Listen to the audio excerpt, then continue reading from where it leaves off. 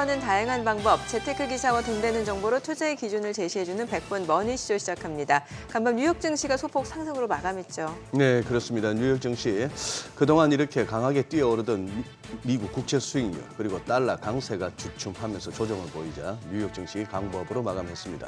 미국 경제 탄탄하다는 신호가 계속 나오고 있고 금리 인하 시점은 뒤로 미뤄졌지만 또 이렇게 그간 크게 올랐던 기업과 소외되었던 종목 사이에 또 저가 매수 차익 실현 이렇게 이루어지면서 키 맞추기가 진행되는 모습입니다. 우리 증시는 어제도 하락입니다. 네, 그렇습니다. 국내 증시가 이틀 연속 하락 흐름 이어지고 있습니다. 저피별 업종을 중심으로 차익 물량들이 나오면서 시장 상승 동력을 잃어가는 모습이죠. 과연 또 오늘은 어떤 흐름을 나타내는지 증시타임에서 확인해 보겠습니다. 고금리 기조가 이어지면서 이자가 부담이 될 수밖에 없는 상황인데 그나마 다행인 건 최근에 또 대출금리가 조금 낮아지고 있는 상황이죠. 네, 게다가 다양한 정책 금융들이 시행되면서 이자 비교가 그 어느 때보다 꼼꼼히 이루어져야 할 것 같습니다. 어떻게 해야 이자를 한 푼이라도 더 줄일 수 있을지 이자 줄이기 묘수 하우머니에서 자세히 살펴보겠습니다. 네, 지금 보고 계신 머니쇼 유튜브에서도 라이브로 시청 가능하니까요. 많은 시청 부탁드립니다. 그럼 먼저 빠르게 돌아가는 글로벌 증시 상황부터 정리해 볼까요? 도지은 아나운서 소식 전해주시죠. 굿모닝 마켓입니다. 파월 의장이 한 차례 쓸고 지나간 자리 위에 연준 이사들의 이딴 매파 발언이 이어지고 있습니다. 작년 연말부터 1월까지 쉬지 않고 달려온 만큼 2월에는 경계심을 높여야 한다는 의견도 꾸준히 제기되고 있는데요. 과연 뉴욕 증시 2월에도 무한 동력을 보여줄까요? 간밤 뉴욕 증시는 소폭이지만 상승 마감했습니다. S&P 500은 0.23% 올랐고 다우 지수도 0.37%, 나스닥 지수가 강보합권에서 마감이 됐습니다. 0.07% 상승했습니다. 지수 전체적으로 장중 내내 보합권에서 등락을 거듭하다가 장 막판에 모두 고개를 들어주는 모양이었습니다. 다른 지수 대비 중소형 위주의 러셀 2000 지수 상승폭이 컸는데요. 0.85% 상승으로 마감했습니다. 그간 시장을 이끌어왔던 대형 기술주 위주보다 간밤에는 중소형주들 위주로 움직임이 나왔습니다. 시총 상위주들 보시면 M7 중에서도 애플과 테슬라를 제외하고는 대부분 부진한 흐름 보였습니다. 애플은 0.86% 상승한 반면 마이크로소프트는 0.04% 쉬어갔고 엔비디아가 1%대 하락했는데 반도체주 대체로 빨간불 켜면서 흐름이 좋지 않았습니다. 6위부터 10위도 보시면 메타가 1%대 하락한 반면 테슬라는 2%대 상승에 성공했습니다. 전년 동기 대비 늘어났다는 중국 주간 판매량 소식과 더불어서 그간 너무 많이 빠진 부분에 대해서 저가 매수가 들어왔다는 평입니다. 지금까지 M7에 기대어서 상승해온 뉴욕 증시 쏠림 현상에 대해선 우려를 표하는 전문가들이 많았는데요. 그도 그럴 것이 지난주 실적 발표 전만 하더라도 S&P 500 안에서 M7이 차지하는 비율은 약 78%였습니다. 메타 등 어닝 서프라이즈를 발표한 기업들도 있었지만 테슬라, 마이크로소프트, 알파벳이 기대치에 비해 미흡한 실적과 또 컨코를 제공하면서 2월 들어서 주가 변동성이 보다 커졌습니다. 이제 M7 중 엔비디아의 실적 발표만을 남겨두고 있는 상황인데요. 2월 중에 이들의 실적과 또 밸류에이션에 대한 시장의 고민이 깊어질 수 있습니다. 파월 의장의 발언 이후 흔들린 시장 속에서 낙관론과 비관론이 대치하고 있습니다. 만약 큰형님들이 기강이 흔들린다면 간밤의 시장처럼 그간 소외됐던 중소형주들로 순환매가 생길 가능성이 생긴과 동시에 비관적인 전망이 줄을 이룰 수도 있다는 점입니다.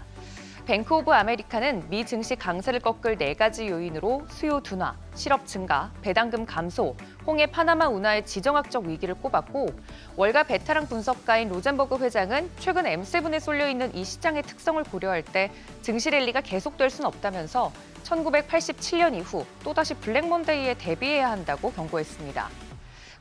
반면 낙관론도 만만치 않은데요. 미국 경제가 탄탄할 것이란 시나리오는 이 시간 통해서 여러 지표들 통해 설명드린 바 있습니다. 펀드 스트랩도 인플레이션이 둔화하고 있고 연준이 고용시장에 대한 우려를 더는 것으로 보인다면서 미 증시가 올해 사상 최고치를 경신할 것이라고 전망했습니다. 그러면서 올해 S&P 500 전망치를 5,500으로 제시하기도 했습니다. UBS도 미 증시의 골디락스 시나리오가 가능성이 크다고 언급했는데요. 금리가 내린다면 미국 중소형 주식들이 수혜를 입을 것이라면서 이상적인 시나리오에 따른다면 S&P 500 지수 5,300선까지 가능할 것이라고 말했습니다. 이 수치는 지금보다 약 8% 정도 더 상승 여지가 있다는 뜻입니다. 확실히 뉴욕 증시는 고점에 대한 부담감을 계속 이고 가는 느낌입니다. 주도주 수급이 소외주로 언제 확산될지 여부가 궁금하실 텐데 금리 인하 타임라인이 길어질 것으로 미루어 보아서 이 쏠림이 구조적으로 단기간에 해소될 것 같아 보이진 않습니다. 다만 쉬지 않고 오른 것에 대한 부담은 여전히 존재하는 만큼 이 변동성에 대한 대비는 해두셔야겠습니다. 굿모닝 마켓이었습니다.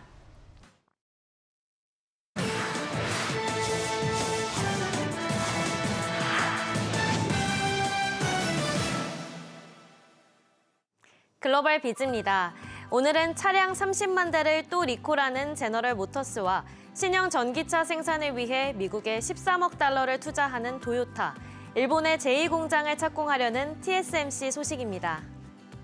제너럴 모터스가 주행 중에 열릴 수 있는 테일게이트 문제를 해결하기 위해 30만 대 이상의 차량을 리콜합니다. 현지 시간 6일 로이터 통신에 따르면 리콜 대상 차량에는 일부 쉐보레 실버라도와 GMC 시에라 등이 포함돼 있습니다. 한편 캘리포니아 공익사업위원회는 GM의 로보택시 자회사 크루즈에 대한 청문회를 개최할 예정입니다. 지난 12월 위원회는 크루즈가 사고의 범위와 심각성을 누락해 회사를 잘못 이끌고 기관과의 상호작용에 대한 대중 의견을 반영하지 못했다는 이유를 들어 크루즈의 참석을 명령했는데요.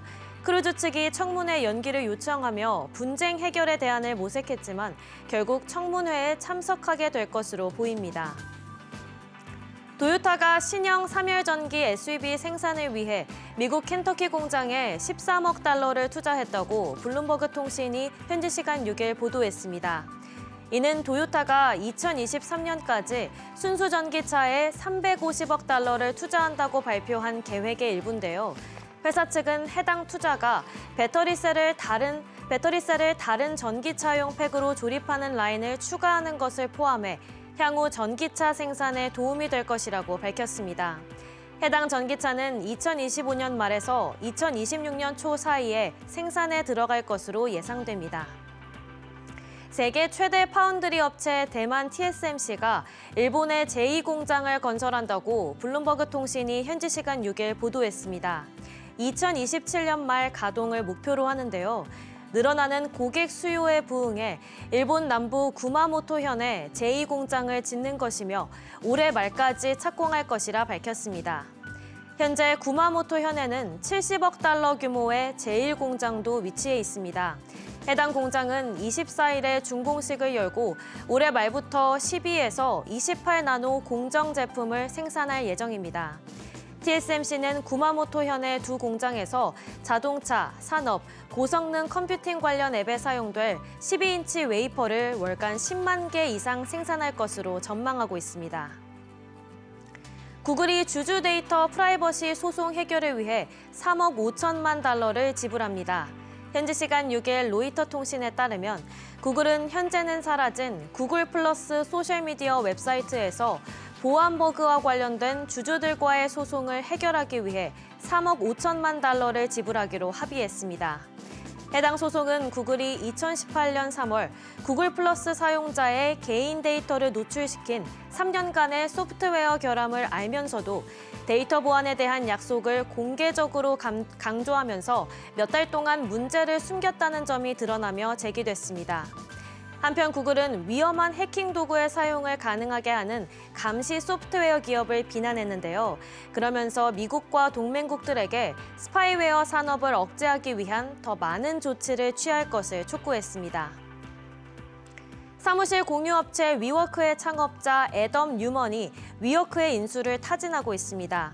현지 시간 6일 로이터 통신에 따르면 뉴먼이 현재 운영하는 부동산 회사 플로우 글로벌은 5일 법률 대리인을 통해 위워크 고문들에게 서한을 보내 위워크를 인수할 뜻을 알렸습니다. 플로우 글로벌 측은 투자자 데니얼 로브가 이끄는 투자회사 서드포인트 매니지먼트가 인수자금 조달에 참여할 예정이라고 밝혔습니다. 위워크는 소프트뱅크의 투자를 받으며 한때 공유경제 분야 혁신 기업의 대명사로 꼽히기도 했는데요. 팬데믹 이후 재택근무가 확산하며 경영난에 빠졌고 지난해 11월 미 연방파산법 11조에 따른 파산 보호를 신청했습니다. 경영 위기를 초래한 장본인임에도 경영권과 지분을 소프트뱅크에 넘기는 대가로 천문학적인 돈을 거머쥐었다는 비판을 받은 뉴먼이 다시 위워크를 인수할 수 있을지 주목됩니다.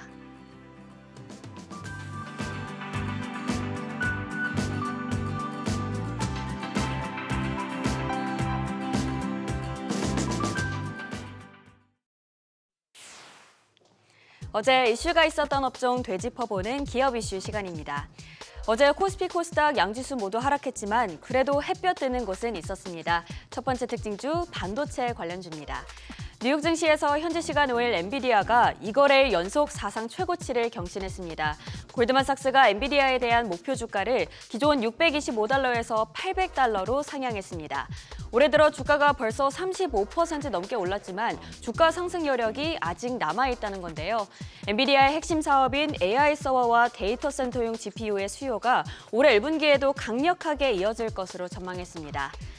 이에 더해 또 다른 반도체 업황 회복론이 등장했습니다. 미국 반도체 산업협회는 올해 전 세계 반도체 매출 예상 규모가 작년보다 13% 증가한 6천억 달러일 것으로 내다봤습니다. 이렇게 반도체 시장의 전망이 밝다는 예고가 나오면서 어제 반도체주가 활짝 웃었는데요. 반도체 마감 상황 살펴보겠습니다. SK하이닉스가 4.31% 오르면서 13만 8천 원에 마감했습니다. 이외에도 워트가 26% 넘게 올랐고 샘 CNS, GST, KC텍이 두 자릿수 증가율을 보였습니다. 반도체 업종이 전반적으로 붉게 물들었던 어제였고요. 이어서 두 번째 특징주는 로봇 관련주입니다. 오랜만에 반등에 성공했는데요. 올해 삼성전자의 대형 인수합병 소식이 나올 것으로 보입니다.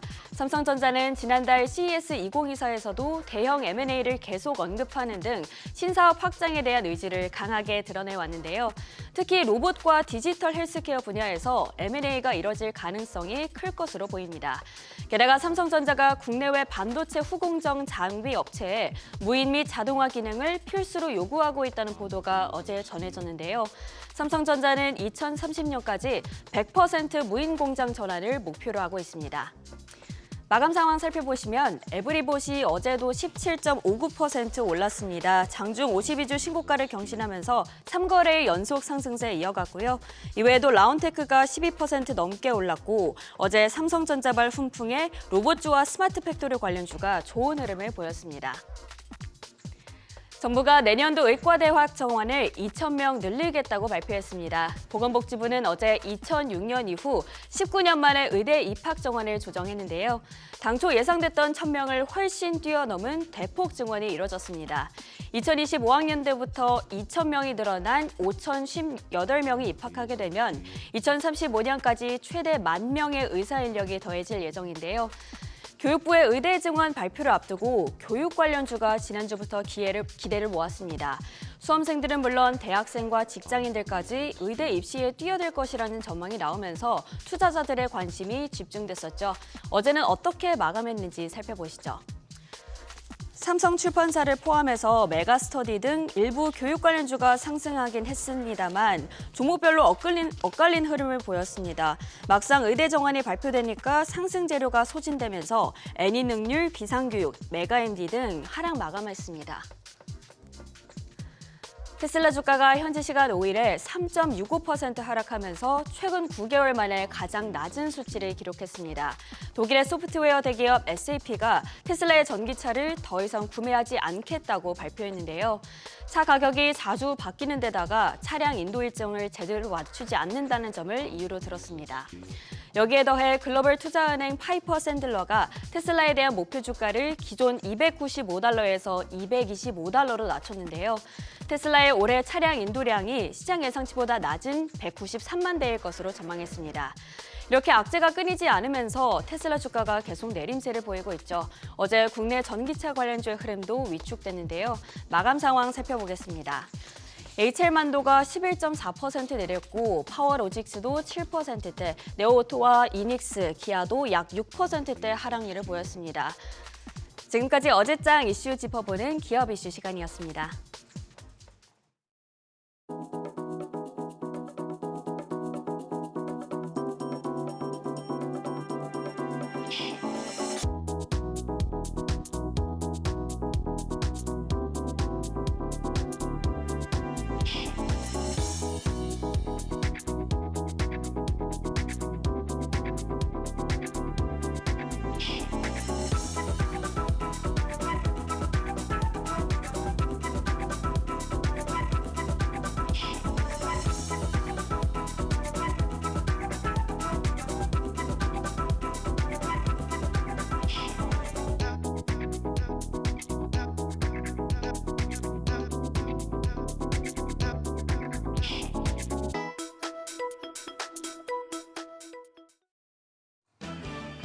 어제 우리 증시는 하락 마감했습니다. 단기 급등에 따른 차익 실현의 지수는 빠졌지만 외국인 투자자의 바이코리아 질주가 이어지고 있습니다. 외국인 지난 5거래일 연속 주식을 순매수하면서 국내 시장 비중을 늘리고 있는데요. 뚜렷한 모멘텀이 없지만 외국인의 바이코리아 힘으로 시장이 상승세를 탈 수 있을지 주목되고 있습니다. 그럼 어제장 복귀하면서 투자 포인트 찾아가시죠. 어제 코스피가 0.58% 떨어져 2,576.20포인트, 코스닥은 0.12% 약보합으로 807.03포인트에 마감했습니다. 어제 오후에 중국의 주식시장 부양 정책이 발표되면서 우리 시장에도 외국인 매수세가 유입됐습니다. 그래서 유가증권 시장에서 외국인이 3,381억 원 순매수하면서 시장의 하방 압력을 그나마 막아주는 모습이었습니다. 코스닥 시장에서는 개인이 1,924억 원 순매수, 외국인과 기관은 동반 매도 우위 보였는데 외국인이 296억 원, 기관이 1,260억 원 매도세를 보였습니다. 시가총액 상위 종목에서는 오랜만에 반도체 투톱이 동반 상승했습니다. 특히 SK하이닉스가 4.3% 올라서 13만 8천 원에 마감했고요. 반면 저 PBR주 상승으로 급등하던 현대차와 기아는 각각 1.05%, 5.66% 하락 마감했습니다. 코스닥 시총 상위 종목 중에선 헬스케어 업종이 시장 대비해서 강했습니다. HLB가 4.37%, 알테오젠이 1.84%, 셀트리온 제약이 0.49% 상승했고요. 2차 전지 모멘텀을 업은 엔캠 어제도 9.4% 오르면서 4거래일 연속 상승 흐름 이어갔습니다. 환율은 3원 20전 내려서 다시 1,327원대에 거래를 마쳤습니다. 외국인 바이코리아 내러티브가 형성되고 있습니다. 외국인은 지난 1월 19일부터 2월 6일까지 13거래일 동안 1월 30일 딱 하루를 제외하곤 12거래일 모두 순매수세를 보였습니다. 시장에 외국인의 영향력이 어느 때보다 큰 상황이기 때문에 외국인들이 어떤 종목을 순매수했는지 체크할 필요가 있겠습니다. 외국인의 지난 5거래일 연속 주식을 사들였는데 대부분 대형주입니다. 현대차와 삼성전자, 기아, 삼성물산, 하나금융지주, KB금융지주가 순매수 상위권에 이름을 올렸는데요. 저 PBR 관련주인 자동차나 금융테마 업종 종목들이 다수 포진해 있었습니다. 외국인의 자금이 모이고 있는 금융업종, 현재 4분기 실적이 줄줄이 발표되고 있는데요. 금융주는 저 PBR, 벚꽃 배당 등의 메리트가 있지만 일부 기업들은 부진한 실적을 낸 만큼 각 금융사의 실적들을 체크하고 접근할 필요가 있겠습니다. 어제 우리금융지주가 실적을 발표했는데 작년 당기순이익이 2조 5,167억 원으로 작년 대비 19.9% 줄어드는 것으로 나타났습니다. JB금융지주와 BNK금융지주도 전년 대비해서 각각 2.5%, 18.6% 당기순이익이 줄어든 것을 발표했습니다. 일부 증권가에서는 부진한 실적을 낸 기업들에 대해서 매수 의견을 거둬들였는데요. KB증권은 우리금융지주의 주당 배당금이 줄어든 데다 2, 3년 동안 주주 환원율 제고는 제한적인 수준에 그칠 것으로 전망하면서 투자 의견을 홀드로 낮췄고요. 또 삼성증권은 BNK금융지주가 안정적인 이익 창출 여력을 강화하고 보통주 1등급 자본 비율을 개선할 필요가 있다며 은행주에 대해 단기 트레이딩 관점에서 접근이 보다 유효하다고 밝혔습니다. 오늘 KB금융 그리고 내일 신한금융지주의 실적이 발표되는데요. 이 금융주 실적까지 꼼꼼히 살펴보면서 신중하게 접근하셔야겠습니다. 한편 오늘 에코프로비엠 자세한 실적이 나옵니다. 어제 에코프로비엠 장 마감 이후에 지난 4분기 실적을 발표했는데요. 매출액이 6조 9,800억 원으로 28.8% 늘었지만 영업이익은 1,532억 원으로 전년 동기 대비해서 59.7% 반토막 난 것으로 나타났습니다. 그런데 시간의 거래에서는 주가가 오히려 이런 실적을 예상한 데 소폭 올랐습니다. 떨어지는 칼날은 잡지 말라고 하던데 2차 전지의 올해 영업이익 전망치가 수개월째 하향 조정되고 있는 가운데 개인 투자자들의 매수세로만 주가가 오를 수 있는지 의문이 드는 상황입니다. FN 가이드에 따르면 2차 전지 기업들의 올해 영업이익 컨센서스는 낮아졌습니다. 포스코 퓨처엠과 LG화학 영업이익 컨센서스가 한 달 전보다 30% 넘게 떨어졌고요. 또 삼성 SDI가 22% 가까이, 포스코홀딩스와 SK이노베이션도 10%대 하향 조정됐는데요. 2차 전지주의 실적과 직접적인 연관이 있는 전기 자동차 수요가 눈에 띄게 감소하고 있어서 주가가 당분간 대세 상승으로 방향을 돌리긴 어려울 것이란 전망이 나옵니다. 오늘은 금융주와 2차 전지 실적 확인하면서 대응하시죠. 지금까지 어제장 오늘장이었습니다.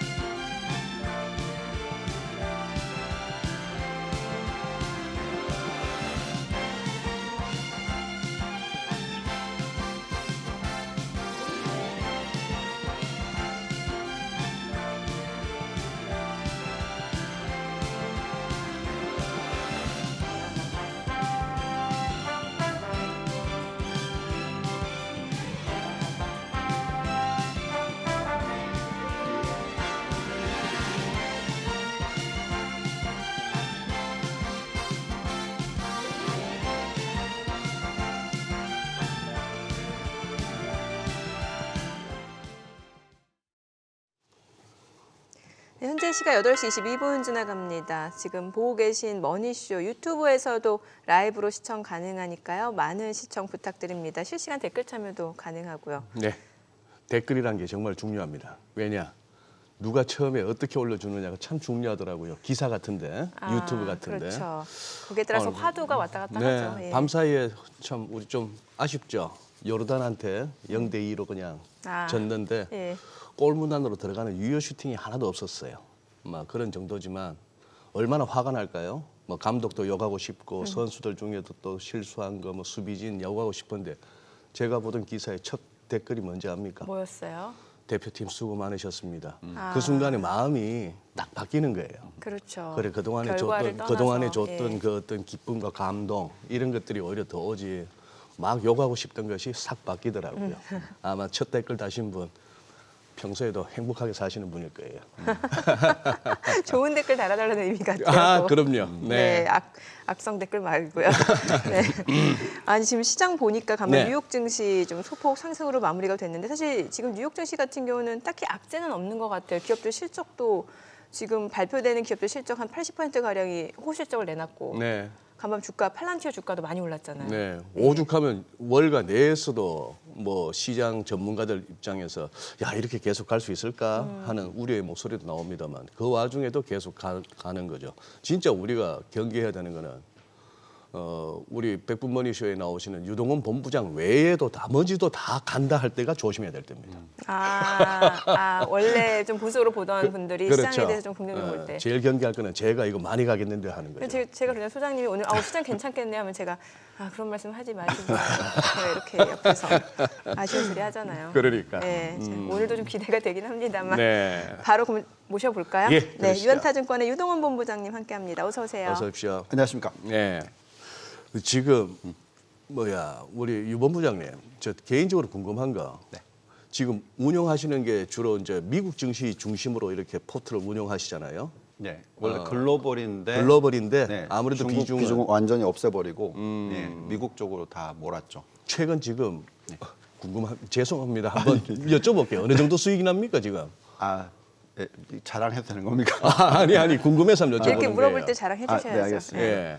그러니까 지금 S&P 500이 연초 대비해서 한 5%, 6% 정도 올랐거든요. 예, 그렇죠. 예, 금년 들어서는 저희는 그거의 3배. 그러니까 한 제가 숫자로 얘기를 못 해요. 주로 뭘 20% 가까이. 네. 아니 어떻게 짜셨길래 그렇게 되죠? 저희가 이제 아무래도 반도체, AI 관련된 쪽의 비중이 뭐 거의 한 70% 정도 됩니다. 그래서 결국은 미국 쪽인데도 미국 안에서도 선택과 집중을 많이 해서 반도체 중에서도 이제 요즘에 많이 오르는 종목 있지 않습니까? 네. 예, 좀 이따 또 얘기할 것 같은데 그 종목이 좀 비중이 높아요. 그래서 수익이 많이 들어왔고요. 또 중소형주 중에서도 지금 엄청나게 오른 종목이 하나가 있습니다. 예. 중소형주 중에. 네.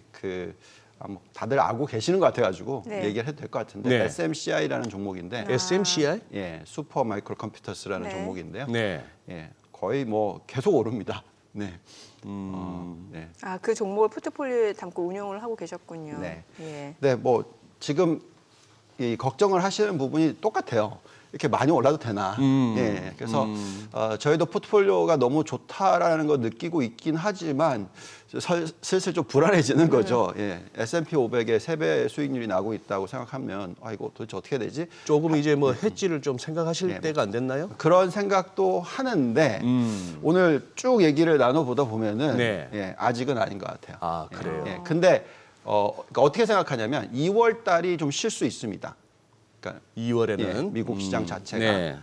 그리고 그 쉬는 이유가 똑같은 얘기인데 금리 때문에 금리가 다들 너무 떨어질 거라고 예측을 하고 있었는데 자꾸 지연이 되고 있지 않습니까? 그러다 보니까 시장에 조금 이제 월요일도 그랬고요. 예. 어제도 그랬고요. 네. 금리 민감하다고 하는 나스닥이 훅 빠졌다가 네. 다시 올라오고 훅 빠졌다가 다시 올라오고 이런 모습을 좀 보여주고 있어요. 그래서 조금 쉬어가는 그런 장세가 나올 것 같은데 저희가 말씀드리고 있는 건 이 2월 달이 네. 상당히 좋은 기회가 될 수 있다라고 생각하고 있고요. 쉬어갈 때가 기회가 오히려? 된다고요. 네. 특히 3월 달이 저희는 좋을 거라고 생각하고 있고 또 연말로 갈수록 대선 효과가 생기기 때문에 점차적으로 상승을 할 수 있다라고 생각을 합니다. 물론 아까 보니까 비관론도 있어요. 예, 그렇죠. 앞으로 이제 내년에 경기 침체가 올 가능성이 굉장히 높다라고 생각하시는 분들이 좀 있어서 그런 분들 같은 경우에는 미국 증시가 50%도 폭락할 수 있다, 뭐 이런 식으로 얘기를 하는데 그 가능성이 없는 건 아니죠. 언제든지 있을 수 있습니다. 근데 그의 전제 조건은 뭐냐? 경기 침체가 와야 되는 거죠. 네. 예, 그래서 경기 침체가 오느냐 안 오느냐, 금리를 얼마나 내려주느냐 안 내려주느냐, 뭐 이런 부분들을 계속 저희가 짚어보면서 판단을 해야 되겠는데 저희는 오히려 1월 달, 2월 달 지금 쭉 데이터 나오는 것들을 보고 있으면 S&P 500에 대한 올해 연말에 대한 지수에 대해서 오히려 고점을 좀 높이는 조정을 하고 있습니다. 낮추는 게 아니고요.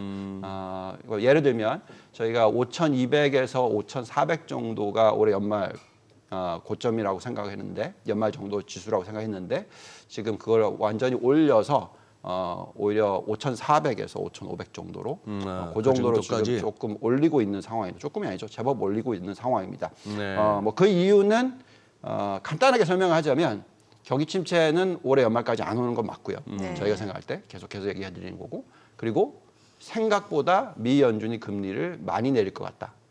네. 저희는 그러지 않았으면 좋겠는데 예. 그럴 것 같다. 경기 침체가 안 오는데 금리를 많이 내릴 수 있다고요? 네, 그런 식으로 파웰 의장도 최근에 이 60 미닛에 나와가지고 네. FOMC 미팅 이후에 예. 이런 발언까지 했더라고요. 한 번에 50bp 내릴 수도 있다. 글쎄요, 그 말도 했더라고요. 그래서 물론 아직 괜찮다 얘기하는 거고, 근데 이제 필요에 의하면 그렇게 할 수도 있다. 근데 저희가 바라는 거는 올해 연말까지 약 한 0.75% 정도, 그러니까 한 3차례 정도의 금리 인하만 하면 저희는 그게 적절하다 생각하고, 네. 그리고 또 이제 내년에 들어갔었을 때 또 뭐 잘 보면서 또 0.75 정도 내리면 2년에 거쳐서 1.5% 정도 내리는 거는 저희는 굉장히 좋은 모습이다라고 생각하는데, 만약에 뭐 여러 가지 이유에서 그게 이제 경제적인 이유가 아니라 정치적인 요소에 의해서 그렇게 금리를 많이 내려준다면, 요즘에 알고 있겠지만 이 공화당과 그 민주당의 얘기를 들어보면은 네. 민주당 쪽에서는 금리 빨리 내려라. 왜냐하면 이게 지금 금리가 높다 보니까 네. 이 중산층이나 저소득층이 지금 수혜가 없다. 그러면서 이게 너무 이제 쏠림 현상이 심하다. 그러면서 금리를 내려줘라 이렇게 얘기를 하거든요. 네. 근데 실질적으로 그렇게 되면은 진짜 정말 전체적으로 다 좋아지는 거거든요. 예, 그래서 너무 많이 빨리 내려주면은 오히려 경기가 침체로 가는 게 아니라 그냥 확 튈 수가 있어요. 그러니까 그건 정책 미스라고 저는 생각하거든요. 근데 만약에 민주당이 계속 그렇게 압력을 집어넣게 됐었을 때 금리를 정말로 올해 연말까지 1.25에서 1.75 내려준다. 이거는 똑같은 얘기인데 98년도에서 2000년 닷컴 버블 일어났었을 때 네. 경기 침체가 일어나지도 않는 상황에서 예. 중국발 위기를 얘기를 하면서 중국발이 아니죠. 그때는 지금은 중국발 위기인데 그때는 뭐였냐면 아시아 금융위기. 이걸 얘기를 하면서 금리를 0.75% 또 내려줬어요. 네. 그래서 처음에 0.75% 내리고 나서 이제 왔다 갔다 하다가 또 0.75% 확 내렸거든요. 그러니까 이것을 내리고 나서 이제 닷컴 버블이 생겼는데, 그럼 이번에는 만약에 이 1.5%를 한 번에 다 내린다. 지금 현재 이 펀디멘탈에서 그러면 저는 거품으로 갈 거라 생각하는 거죠. 그래서 그렇게는 안 됐으면 좋겠고요. 그냥 0.75 정도 내리는 그런 시나리오 아래서 우리가 좀 대응할 수 있는 수준의 상승. 예, 그런 게 훨씬 보기 좋은 모습일 거다. 근데 이제 만약에 막 지수가 진짜 이 금리 인하와 여러 가지 부분들이 다 맞물려 가지고 또 닷컴 버블의 재현이 나오면 그 후유증이 거의 2년이 넘었고요. 한 3년 갔거든요. 네. 예, 그런 모습은 좀 안 됐으면 좋겠다라는 생각이 듭니다. 근데 저희는 아직까지는 괜찮다고 생각해요. 네. 아까 지표 나왔던 거 보면은 지금 이게 이제 S&P 500이 고점을 돌파를 했잖아요. 걸린 시간이 2년이었습니다. 그리고 나서 이제 올라가기 시작했고, 또 중요한 거는 아까 전에 좀 나왔던 데이터를 보시면은 지금 나스닥 100은 많이 올랐어요. 네. 예. 연초 대비해서 지금 거의 한 5% 지난 주말까지 어제까지 계산하면은 5% 이상 올랐습니다. 근데 아직까지 러셀 2000을 보시면은 올해 연초 대비해서 마이너스 숫자입니다. 올해 마이너스 3% 정도네요. 그렇죠. 예. 예, 여기 보시면은 마이너스 3.17% 정도였죠. 그래서 이게 이제 무슨 얘기냐면 만약에 금리를 급격하게 내려주잖아요. 그럼 저 중소형주가 튑니다. 그러면서 전체 지수가 확 올라갈 거예요. 그러면 그게 거품으로 가는 케이스가 되는 예, 거고 예. 지금처럼 좋은 종목만 올라가고 안 좋은 종목은 떨어지고 이런 식으로 희비가 엇갈리고 선택과 집중이 나타나는 시기일 때는 이게 거품의 조짐은 아니거든요. 예, 그래서 아직까지는 괜찮다라고 생각하는 거고 저게 이제 어떻게 변할지 잘 봐야죠. 근데 만약 금리를 딱 내려주기 시작했다. 네. 그러면서 우리가 올해 연말까지 좀 세게 내릴 수도 있다. 뭐 이런 뉘앙스를 풍긴다고 하면은 저 중소형주가 튈 겁니다. 근데 그렇지 않기를 바라고요. 그렇게 되면은 어떻게 될까 좀 고민을 좀 많이 해야 될 것 같다. 이런 생각이 듭니다. 살짝 이제 어제 오늘부터 이제 키 맞추기라는 용어가 들려요. 네. 뉴욕 증시에서. 네. 어떻게 보면 우리 뭐 저 PBR주 랠리도 그 범주에 들 수 있잖아요. 그동안 너무 소외되었던 그런 쪽에 그 가능성 어느 정도 보십니까? 지금 말씀하신 아닌 게 아니라 수치에서 러셀 2000 굉장히 소외됐네요. 네. 그게 이제 뭐 저는 조금 저희가 들여다본 숫자는 좀 틀려요. 틀려요? 그러니까 많은 분들이 이제 이렇게 얘기를 하시거든요. 그 이제 S&P 500을 보면은 네. P 멀티플이 20배입니다. 12개월 포워드 예, 따지면 예. 500개 기업이죠. S&P 500이 네. 20배. 20배. 근데 이제 S&P 500은 중소형주가 아니죠. 그렇죠. 예. 근데 이제 S&P 500으로 딱 놓고 보면은 Magnificent 7이 네. PR이 한 32배 정도 됩니다. 네. 그러니까 요걸 싹 빼버리면 PR이 16배라는 네. 거죠. 자, 그러면서 이 16배가 싸다라고 얘기를 하는데 네. 저희는 이렇게 얘기를 하면서 이제 더 나아가서 이제 여기에 안 들어가는 거죠. 러셀 2000은. 러셀 2000이 싸다라고 예. 얘기하는데 또 그렇지 않아요. 제가 볼 때는. 중형주 같은 경우에는 PR이 그 정도로 16배지만 러셀 2000 전체를 보면 20배가 넘어요. 그러니까 그래요? 결론적으로는 정확하게 시장은 펀디멘탈을 보면서 하고 있다는 거죠. 투자를 하고 있다는 거죠. 예. 그래서 중소형주가 무조건 좋다 아닙니다.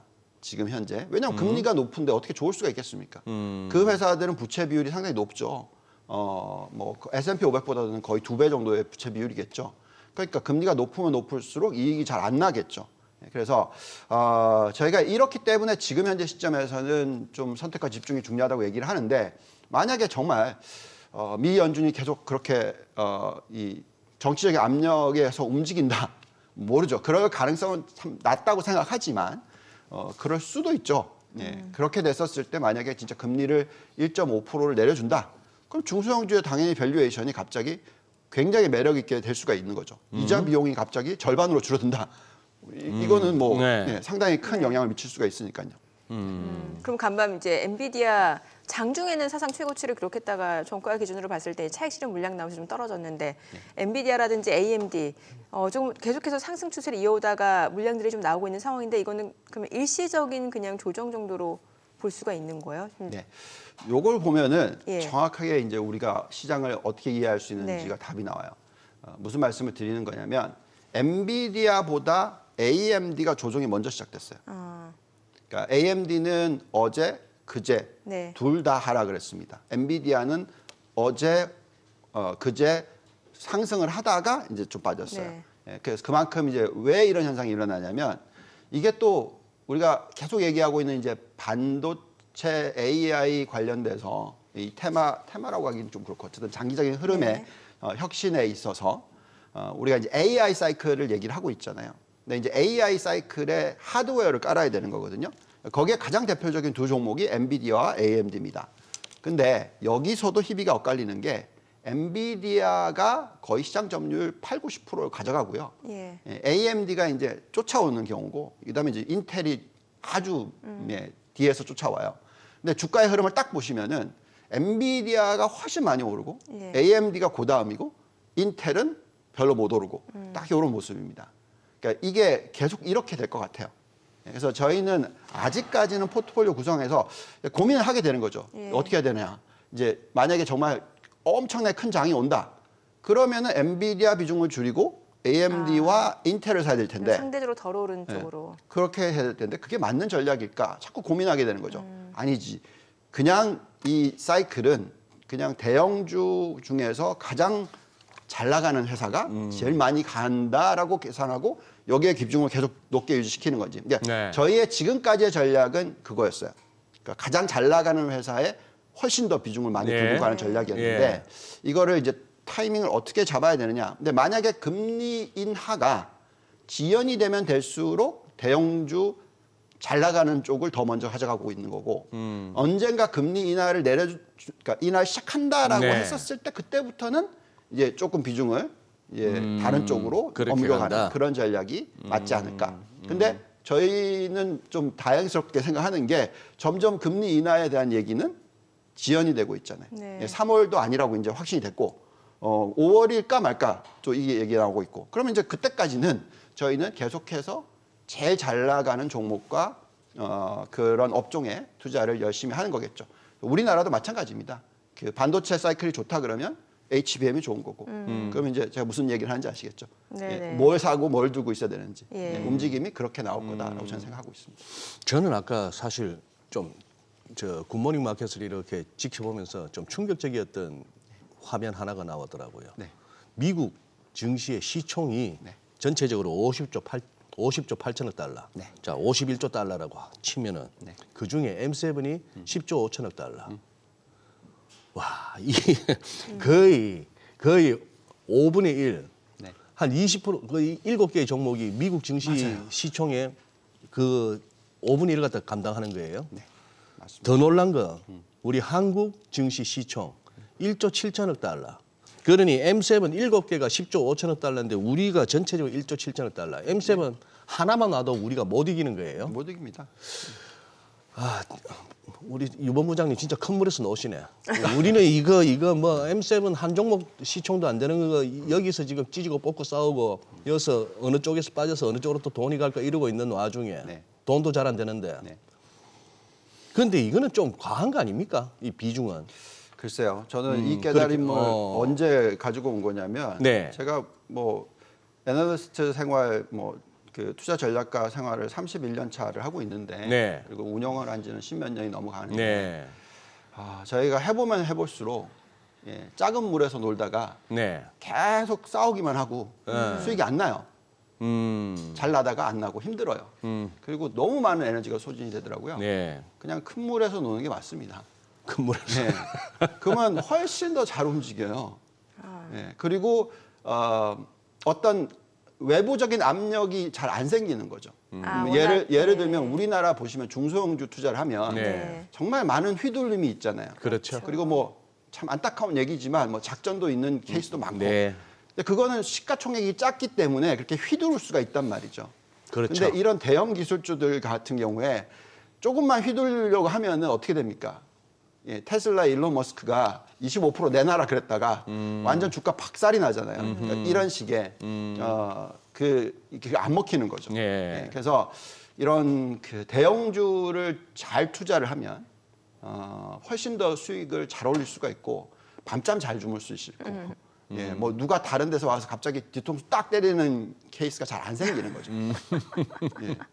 갑자기 무슨 뉴스가 빵 터졌는데 뭔가 잘못된 얘기가 나온다. 이런 게 별로 없어요. 그냥 그 기업이 발표하는 내용을 잘 보고 분석하고 네. 그 회사가 앞으로 어떻게 비전을 주고 있고 그것만 계속 따라가면 되는 거죠. 훨씬 투자하기가 마음이 편합니다. 그래요. 일단 지금 화면 보면은 그 주요국 증시 시가총액 우리 한국 증시가 굉장히 이제 다른 나라 네. 대비로 좀 네. 시가총액 규모가 작은데 그 M7 옆에 중국이 있잖아요. 중국 그동안 굉장히 안 좋았잖아요. 네. 그래서 우리 작가님이 이런 표현을 썼어요. 중국 투자자들 사이에서 상하이 증권거래소를 폭격할 미사일을 빌려달라는 말이 나온다. 이런 표현이 나왔었대요. 과합니다. 예.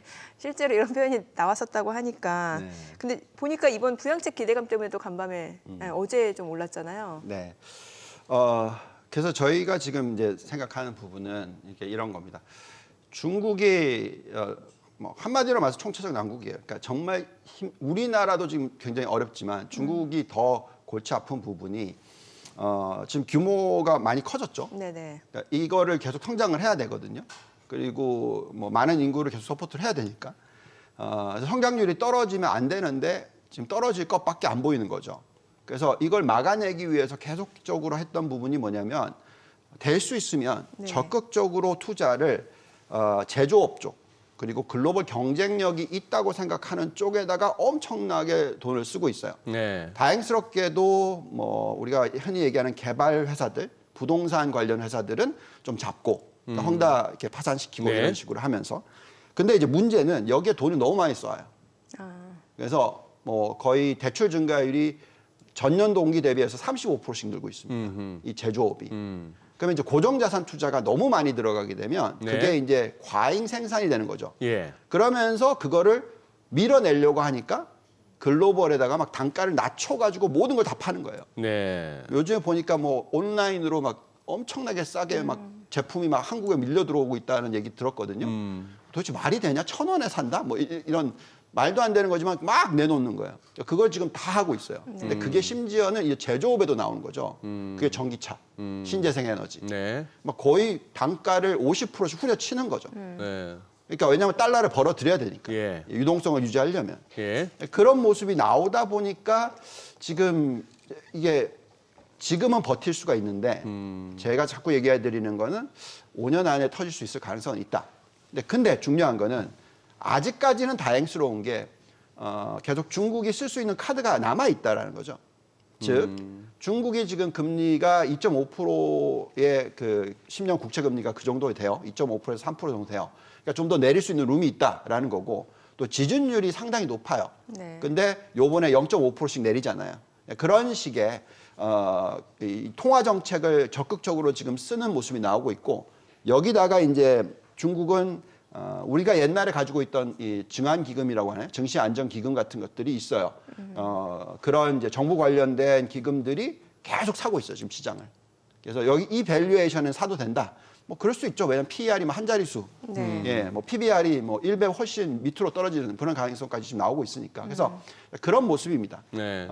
그래서 제가 생각할 때는 분명히 위기가 터질 것 같은데 중국이. 지금은 아니라는 거죠.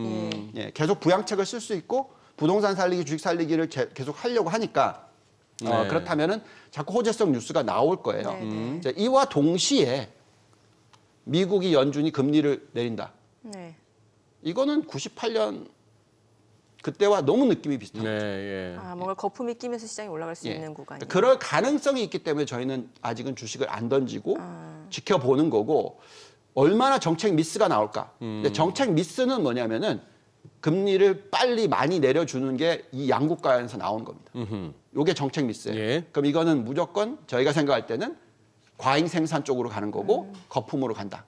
그래서 그거를 저희는 더 큰 리스크로 보고 있고 여기에 맞춘 전략으로서 지금 가는데 그렇다 하더라도 저희는 아직까지는 거기에 대한 확신이 없기 때문에 계속 잘 나가는 쪽만 들고 있는 거고.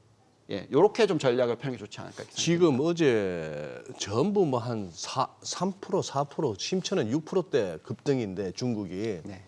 뭐가 구체적인 뭐가 나온 겁니까? 아니면은 부양 기대감입니까? 뭐가 나왔나요? 부양 어쨌든 나왔긴 나왔죠. 나오긴 나왔어요. 예, 그러니까 0.5% 지준율 인하를 지준율 인하는 한다라고 했고 그거는 월요일부터 한다고 그러니까 우리가 한다고 알고 했고, 있었고 이제 실질적으로 내렸고. 내렸고. 예, 그러니까 이제 튀는 거죠.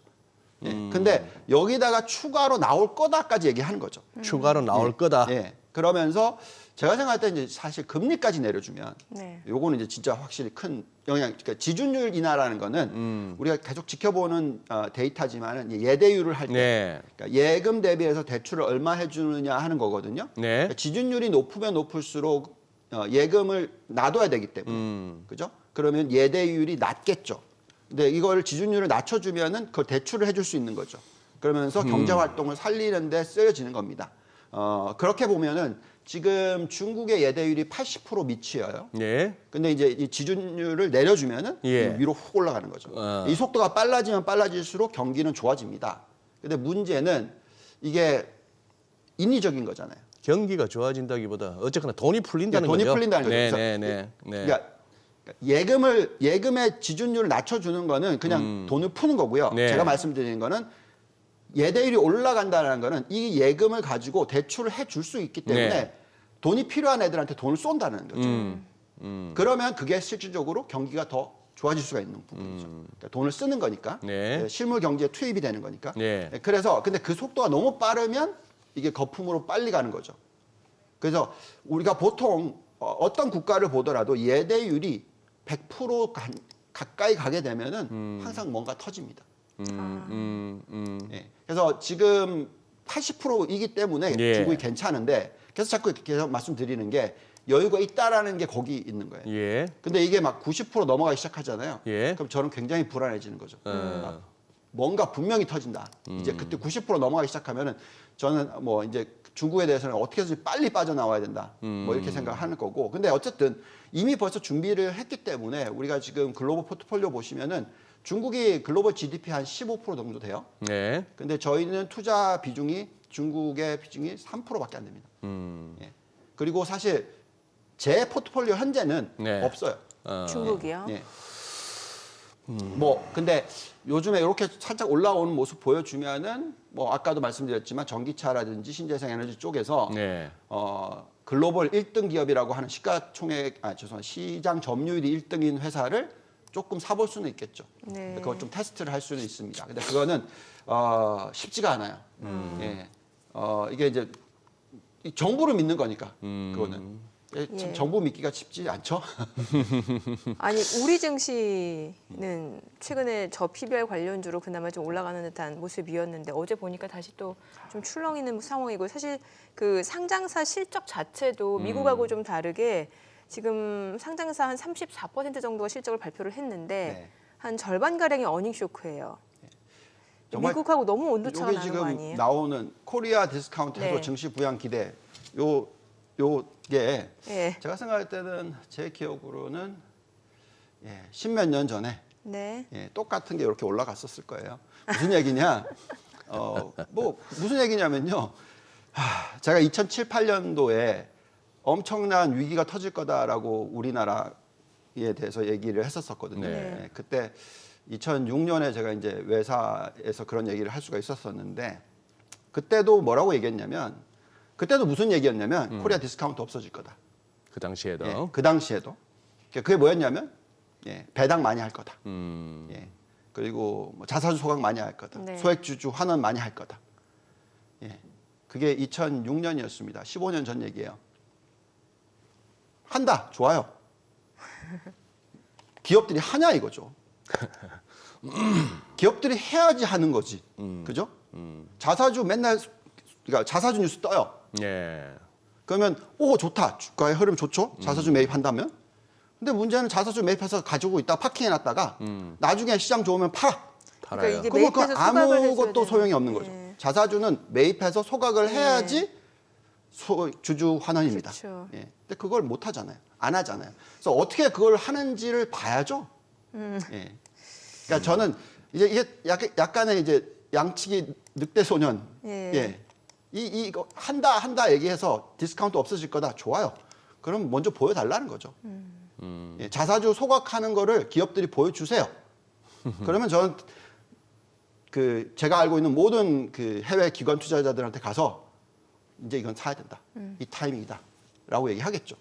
어떻게 이게 정부 차원에서 할 수 있는 게 한계가 있고 기업 차원에서 기업이 해야죠.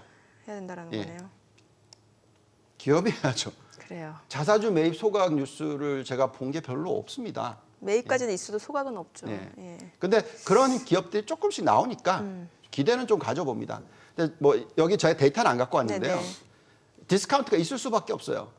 우리나라는 배당 성향이 17% 순이익에 그리고 자사주 매입 소각은 1%. 그럼 총 다 합해봐야 18%. 그러면 미국 같은 경우 미국은 95%. 배당 배당이 40몇 프로. 자사주 매각 소각이 50%. 그러면 예. 올해 벌어들인 돈의 95%를 다 주주 환원하는 거예요. 네. 다르네요. 문화. 완전 다르죠. 그럼 환경이 밸류에이션의 차이가 많이 나야죠. 네. 그렇습니다. 국내 증시 질문할 때 한숨 쉬기 얻기. 네, 알겠습니다. 네, 지금 시각 8시 51분 지나갑니다. 오늘 양시장 호가 상황 체크해 보겠습니다. 먼저 코스피 예상 체결지수부터 확인해 보도록 하죠. 오늘 0.3% 반등 예상되고요. 예상 체결지수는 2,584포인트입니다. 코스닥도 강보합권 예상됩니다. 예상 체결지수는 808포인트죠. 시가총액 상위 종목 예상 체결가 보겠습니다. 삼성전자 오늘 강보합 출발 예상되고요. 호가는 74,500원으로 집계가 됩니다. SK하이닉스가 어제 많이 올랐죠. 오늘 0.58% 하락 출발 예상됩니다. 예상 체결가는 147,200원. LG 에너지솔루션 보합 예상되고요. 삼성바이오로직스가 0.8% 올라갈 걸로 보입니다. 예상 체결가는 85만 3천원이죠. 삼성전자 우선주가 지금 1% 가까운 상승 예상되고요. 호가는 61,400원으로 집계가 됩니다. 현대차가 오늘 1% 이상 올라갈 걸로 보입니다. 예상 체결가는 23만 8,500원. 기아도 마찬가지로 강세가 예상되죠. 예상 체결가는 11만 3,100원이네요. 셀트리온 강보합권 예상되고요. 포스코홀딩스가 1% 올라갈 걸로 보입니다. 예상 체결가 44만 2천원. 네이버도 1.7% 강세가 예상됩니다. 예상 체결가는 20만 9천원으로 집계가 됩니다. 코스닥 시가총액 상위 종목 예상 체결가 보겠습니다. 에코프로비엠 오늘 4% 강세가 예상됩니다. 이렇게 되면 또 사흘 만에 반등을 시도하게 되는 거고요. 지금 현재 호가 상황은 22만 5,500원. 에코프로도 마찬가지입니다. 1.7% 상승 예상되고요. 예상 체결가는 51만 8천원으로 집계가 됩니다. HLB가 1% 하락이 예상되네요. 지금 예상 체결가 7만 3,200원. 셀트리온 제약은 2.3% 강세 예상됩니다. 호가 10만 4,900원이고요. 알테오젠도 상승 출발 예상됩니다. HPSP가 오늘 강보합권 예상되고요. 예상 체결가는 46,200원. 엔캠은 지금 보합 예상되고요. 리노공업이 0.6% 상승 예상됩니다. 레인보우 로보틱스 지금 아직까지 호가 움직임 나타나지 않고 있고 신성 델타테크가 오늘 2.8% 강세가 예상됩니다. 예상 체결가는 10만 3,500원으로 집계가 됩니다. 이제 개장까지 6분가량 남았습니다. 오늘 양시장 보니까 좀 상승 출발 예상이 되고는 있습니다만 사실 또 최근에 종목 변동성도 워낙 큰 상황이고 이번 주도 부정 연휴가 시작이 되잖아요. 그렇죠. 그래서 이게 예. 또 거래 자체가 어느 정도 이루어질지도 좀 변수가 될 것 같네요. 예. 예. 아까 우리 중국 증시 얘기할 네. 때 밑에 자막 나왔지 않습니까? 춘제 민심 뭐 그러니 항상 이 설이나 추석 같은 때는 뭐 중국도 그렇고 우리도 아직 그렇습니다만 많이 움직이잖아요. 움직이고 또 참 못 보던 일가 친척들도 이제 모이고 이러면은 거기서 나오는 얘기들이 뭘까요? 서로 안부 물은 다음에는 세상 돌아가는 얘기 좀 하다가 정치판 좀 얘기 좀 하다가 너는 요새 뭐 주식 좀 잘 되냐 이런 식으로 했을 때 바로 나올 수 있는 게 욕 아니면은 괜찮아요죠. 그 욕이 뭐겠습니까 또 그냥 내가 잘못한 거에 대한 생각보다는 아 이놈의 뭐 이렇게 나오는 거죠. 이게 이제 소위 말하는 명절 뭐 설인심, 설민심, 추석, 춘절 민심이니까 네. 중국도 이럴 때는 사실 늘 그랬잖아요. 부양책 나왔고 네. 우리도 어떻게 보면 일종의 부양책입니다. 네. 저 PBR 관련한 기업 밸류 이것도. 프로그램. 그러니 지금 이제 뭐 오늘 내일 이틀 남았잖아요. 설 전으로. 항상 또 이때 나오는 얘기는 뭐 설 자금을 마련하기 위해서 좀 줄인다 이 얘기도 늘 나오는데 이거는 시황쟁이들이 늘 하는 얘기고. 지금 저 2,600을 갖다가 만들어 놓고 설 맞이할지 안 맞이할지 그게 궁금하네요.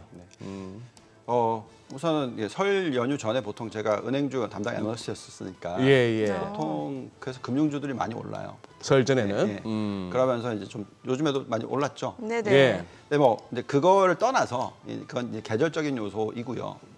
저희가 그래도 계속 말씀을 드리는 부분이 한국 시장에 대해서 좋게 보는 이유를 말씀드렸을 때 미국 시장이 안 무너진다. 그죠? 우리가 운이 좋다.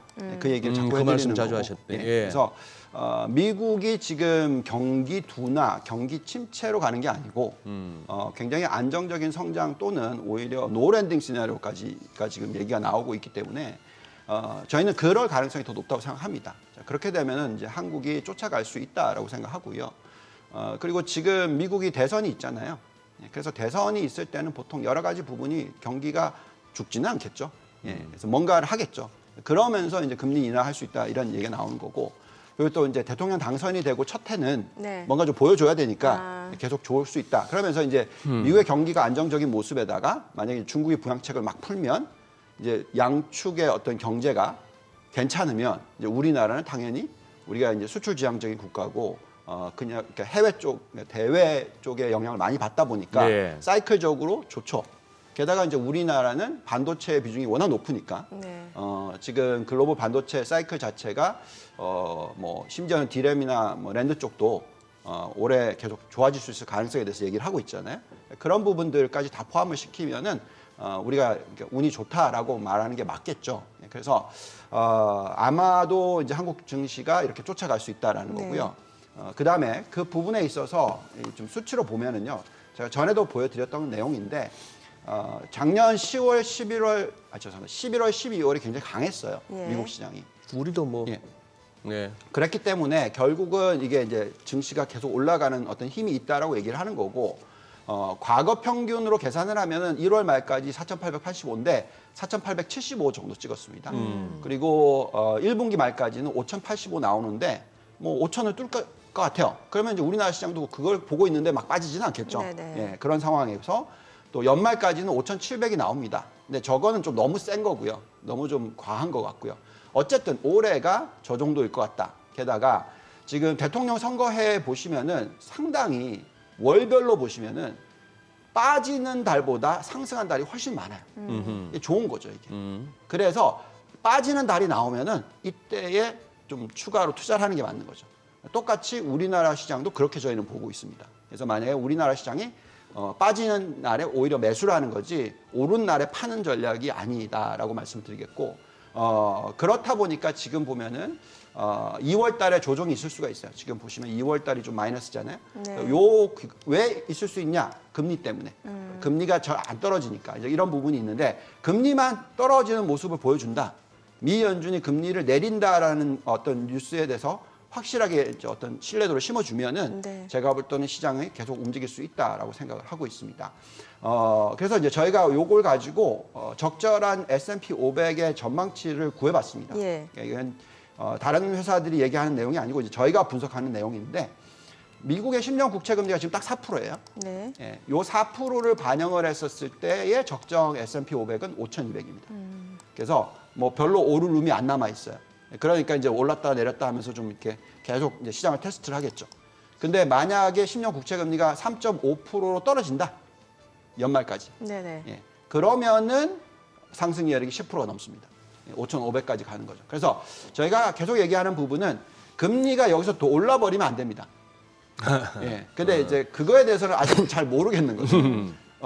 좀 계산을 해보면은 더 오를 수도 있다라는 생각을 가진 사람도 많거든요. 예, 예. 어떤 분은 5.5%?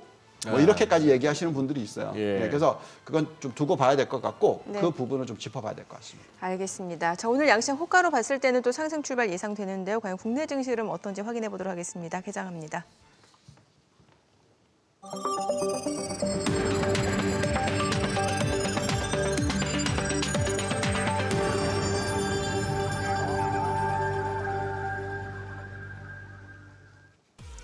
네, 2월 7일 수요일 국내 증시 개장했습니다. 간밤 뉴욕 증시 3대 지수 소폭 상승 마감했습니다.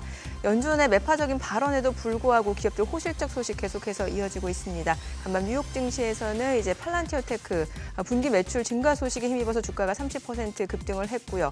물론 반도체 관련주들 계속해서 주가 고공행진을 이어온 부담감에 차익 실현 물량들이 나오면서 소폭 하락했습니다. 이 가운데 어제 이제 국내 증시 같은 경우는 저PBR 관련주로 매수세가 유비되면서 시장 상승을 이끌었다가 어제장에서는 차익 실현 물량들이 나오면서 소폭 조정을 받는 모습이었는데 오늘 양시장 출발 지수 보겠습니다. 코스피가 오늘 0.6% 올라갑니다. 2,592포인트, 코스닥도 0.56% 상승 중입니다. 811포인트입니다. 양시장 지금 상승 출발 보여주고 있고요. 시가총액 상위 종목 시초가 보겠습니다. 삼성전자 오늘 강보합권이네요. 74,500원. SK하이닉스는 1.5% 떨어집니다. 135,900원이고요. LG에너지솔루션이 1.7% 상승합니다. 383,500원. 삼성바이오로직스가 0.3% 올라갑니다. 849,000원이고요. 현대차가 1.49% 상승합니다. 239,000원이고요. 기아가 0.6% 올라갑니다. 112,300원에 거래되고 있습니다. 그리고 삼성전자 우선주도 오름세고요. 셀트리온도 0.4% 상승합니다. 183,800원. 포스코홀딩스가 오늘 2.5% 강세를 보여줍니다. 448,500원에 거래되고 있고요. 사흘 만에 반등 보여주고 있습니다. 네이버도 1.46% 상승 중입니다. 208,500원에 거래되고 있습니다. 오늘 보니까 지금 뭐 현대차와 관련해서 현대모비스, 현대글로비스도 강세 보여줍니다. 현대모비스가 2% 이상 올라갑니다. 22만 4,500원에 거래되고 있고요. 사흘 만에 반등이고요. 현대모비스도 2.28% 현대글로비스도 2% 상승합니다. 19만 1,000원 선에서 거래되고 있고요. 또 부품주죠. 현대위아도 1.3% 상승하면서 6만 1,900원에 거래되고 있습니다. 오늘 뭐 완성차 업체뿐만 아니라 자동차 부품주들 흐름 좋습니다. 그 밖에 자동차 부품주들 좀 간단하게 체크를 해볼게요. 성화이텍이 2% 강세입니다. 9,400원, 9,500원에 거래되고 있는 상황이고요. 자동차 부품주 내에서는 지금 화신이 4% 강세입니다. 12,970원, 그리고 명신산업도 1.5% 상승하면서 17,210원에 거래되고 있습니다. 그 밖에 현대오토에버도 상승 흐름 이어지고 있는 상황입니다. 오늘 뭐 자동차 관련주들 뿐만 아니라 또 2차 전지 관련해서는 셀 업체들 흐름도 좋습니다. 삼성 SDI가 2% 이상 올라갑니다. 38만 2,500원에 거래되고 있고요. 역시 지금 사흘 만에 지금 반등을 보여주고 있는 상황이고, 그리고 뭐 2차 전지 내에서는 대표적으로 에코프로비엠, 에코프로도 지금 오늘 강세입니다. 일단 어제장 에코프로비엠 실적을 발표를 했는데 지난해 영업이익 같은 경우로는 전년 대비로 지금 60% 가까이 급감한 것으로 나타났습니다만 이제 저점을 지났다라는 인식이 좀 확산이 되는 것 같습니다. 빠르게 저가 매수세가 유입되는 것으로 보여집니다. 에코프로비엠 4.8% 올라가고요. 에코프로도 4% 올라갑니다. 53만 원이죠. 에코프로 머티도 5.7% 강세 16만 7,900원이고요. 그 밖에 LNF도 3% 이상 올라갑니다. 포스코퓨처엠도 4% 강세 27만 1,500원에 거래되고 있습니다. 계속해서 코스닥 시가총액 상위 종목 시초가도 보겠습니다. 에코프로 그룹주들 보셨고, HLB가 2% 올라갑니다. 7만 5,500원이고요. 셀트리온제약도 0.5% 상승 중입니다. 10만 3,100원. 알테오젠이 0.7% 떨어지고요. HPSP가 0.6% 하락합니다. 4만 5,800원. 엔캠이 2.6% 약세고요. 리노공업도 소폭 하락합니다. 레인보우 로보틱스가 1% 올라갑니다. 15만 3,000원이고요. 신성 델타테크가 3.4% 강세로 10만 4,100원 선에서 거래되고 있습니다. 오늘 양시장 지금 상승 흐름을 보여주고 있는 상황에서 지금 뭐 2차 전지 관련주들 그리고 자동차 관련주들 일제히 상승 흐름 이어지고 있고, 오늘 페노션이 18% 급등 중입니다. 지금 HMM 같은 경우는 지금 하림 인수와 관련해서는 결렬됐다라는 소식이 전해지고 있고 본계약 협상이 무산이 됐습니다. 이 가운데 페노션 같은 경우는 그동안 그와 관련해서 좀 주가가 좀 많이 떨어지는 상황이었는데 페노션이 오늘 18% 급등을 보여줍니다. 4,245원이고요. 그 밖에 대한해운 또 흥하해운도 강세입니다. 아무래도 페노션 같은 경우는 HMM 그 인수가 무산됐다라는 소식이 우리 주가에 호재로 작용이 되는 모습으로 좀 해석이 되는 것 같습니다. 자, 그리고 해운주뿐만 아니라 초전도체 앞서 코스닥 시가총액 상위 종목 10위권까지 올라온 신성 델타테크가 이제 초전도체 관련주인데 이 신성 델타테크뿐만 아니라 CCS도 13% 급등 중입니다. 지금 현재 2,105원이고요. 파워로직스도 6% 강세고요. 서남도 지금 2% 강세입니다. 그 밖에 뭐 지금 LS 일렉트릭, 모비스도 상승 보여줍니다. 오늘 초전도체 관련주들 강세 흐름 이어지고 있고요. 뭐 2차 전지, 자동차 관련주 보셨고, 오늘 그 정도 좀 보시면 될 것 같아요. LNG 관련도 좋습니다. 뭐 대표적으로 조선주라고 보시면 될 것 같은데 지금 삼성중공업이 2.6% 올라가고요. HD 한국조선해양이 1.6% 상승 중입니다. 자, 그리고 보게 되면은 뭐 포스콜딩스도 이쪽으로 좀 묶여 있고 HSD 엔진도 3.9% 강세입니다. 또 이게 페노션이 또 LNG 쪽으로 엮이다 보니까 이 관련해서 또 LNG 섹터가 동반 강세로 움직여지는 것처럼 좀 해석이 되는 것 같아요. 종목별로는 개별적인 모멘텀에 따라서 희비는 엇갈리는 것으로 보시면 될 것 같습니다. 지금 시각 9시 6분 지나갑니다. 수급 상황 좀 체크해 보도록 하겠습니다. 오늘 유가증권 시장에서는 지금 외국인과 기관이 삽니다. 각각 439억 원, 460억 원 순매수고요. 개인 투자자는 855억 원 매도 우입니다. 코스닥에서는 개인과 기관이 삽니다. 각각 135억 원, 20억 원 순매수, 외국인은 160억 원 매도 우입니다. 오늘 환율 좀 체크해 보도록 할게요. 달러원 환율입니다. 오늘 외환시장 개장 상황, 달러원 환율 1,326원, 1원 60전 하락하면서 개장이 됐습니다. 일단 환율 자체는 다시 1,320원 수준까지 좀 내려오고 있네요. 네, 예. 그런 상황이고 엔원이 네. N1 재정 환율이 다시 또 900원 밑으로 내려왔습니다. 내려왔는데 굳이 이제 환율을 끌어들이자면은 제가 봐서는 이 N1 환율이 위로 튀는, 즉 엔화가 막 비싸지는 그런 상황이 아니라면은 그다지 뭐 증시에서 막 그렇게 두려워할 거는 아닌 것 같아요. 오히려 이게 항상 우리는 큰 위기가 왔을 때는 N1은 급등이었습니다. 네네. N1은 급등이었는데 요 900원에 싸지까지 뭐 방향성이 정해졌다라고는 볼 수 없겠습니다만 그렇게 쉽게 위로 잘 못 가는 상황이라서 그렇고 오늘 밤에 미국이 안 도와줄 수도 있으니까 오늘 땡기는 김에 2,600 위에 한참 좀 여유 있게 올려놔야 될 것 같아요. 그래야 내일 조금 밀리더라도 설 전에 2,600원 지키고 가고 그랬으면 좋겠네요. 지금 어제 막 난리치던 그 교육 저출산 내지는 무슨 뭐 교육주. 그쪽은 어때요? 지금요. 네. 일단은 제가 볼게요. 어제장에서는 좀 많이 움직이는 상황이었는데 교육주 같은 경우 뭐 지금 보시다시피 삼성출판사, 메가스터디, 애니능률 좀 오르기는 합니다만 또 물량을 빠르게 내놓는 그런 심리도 있거든요. 아무래도 테마주로 좀 움직이다 보니까. 하루네요. 우리나라에서 요즘은 이제 짧아지다 테마의 생명이 하루 같아요. 대부분 저런 테마 접근하시는 분들 길게 보시는 분들 길게 보시는 분 없고, 네 그러네요. 저출산은요. 저출산이요? 네.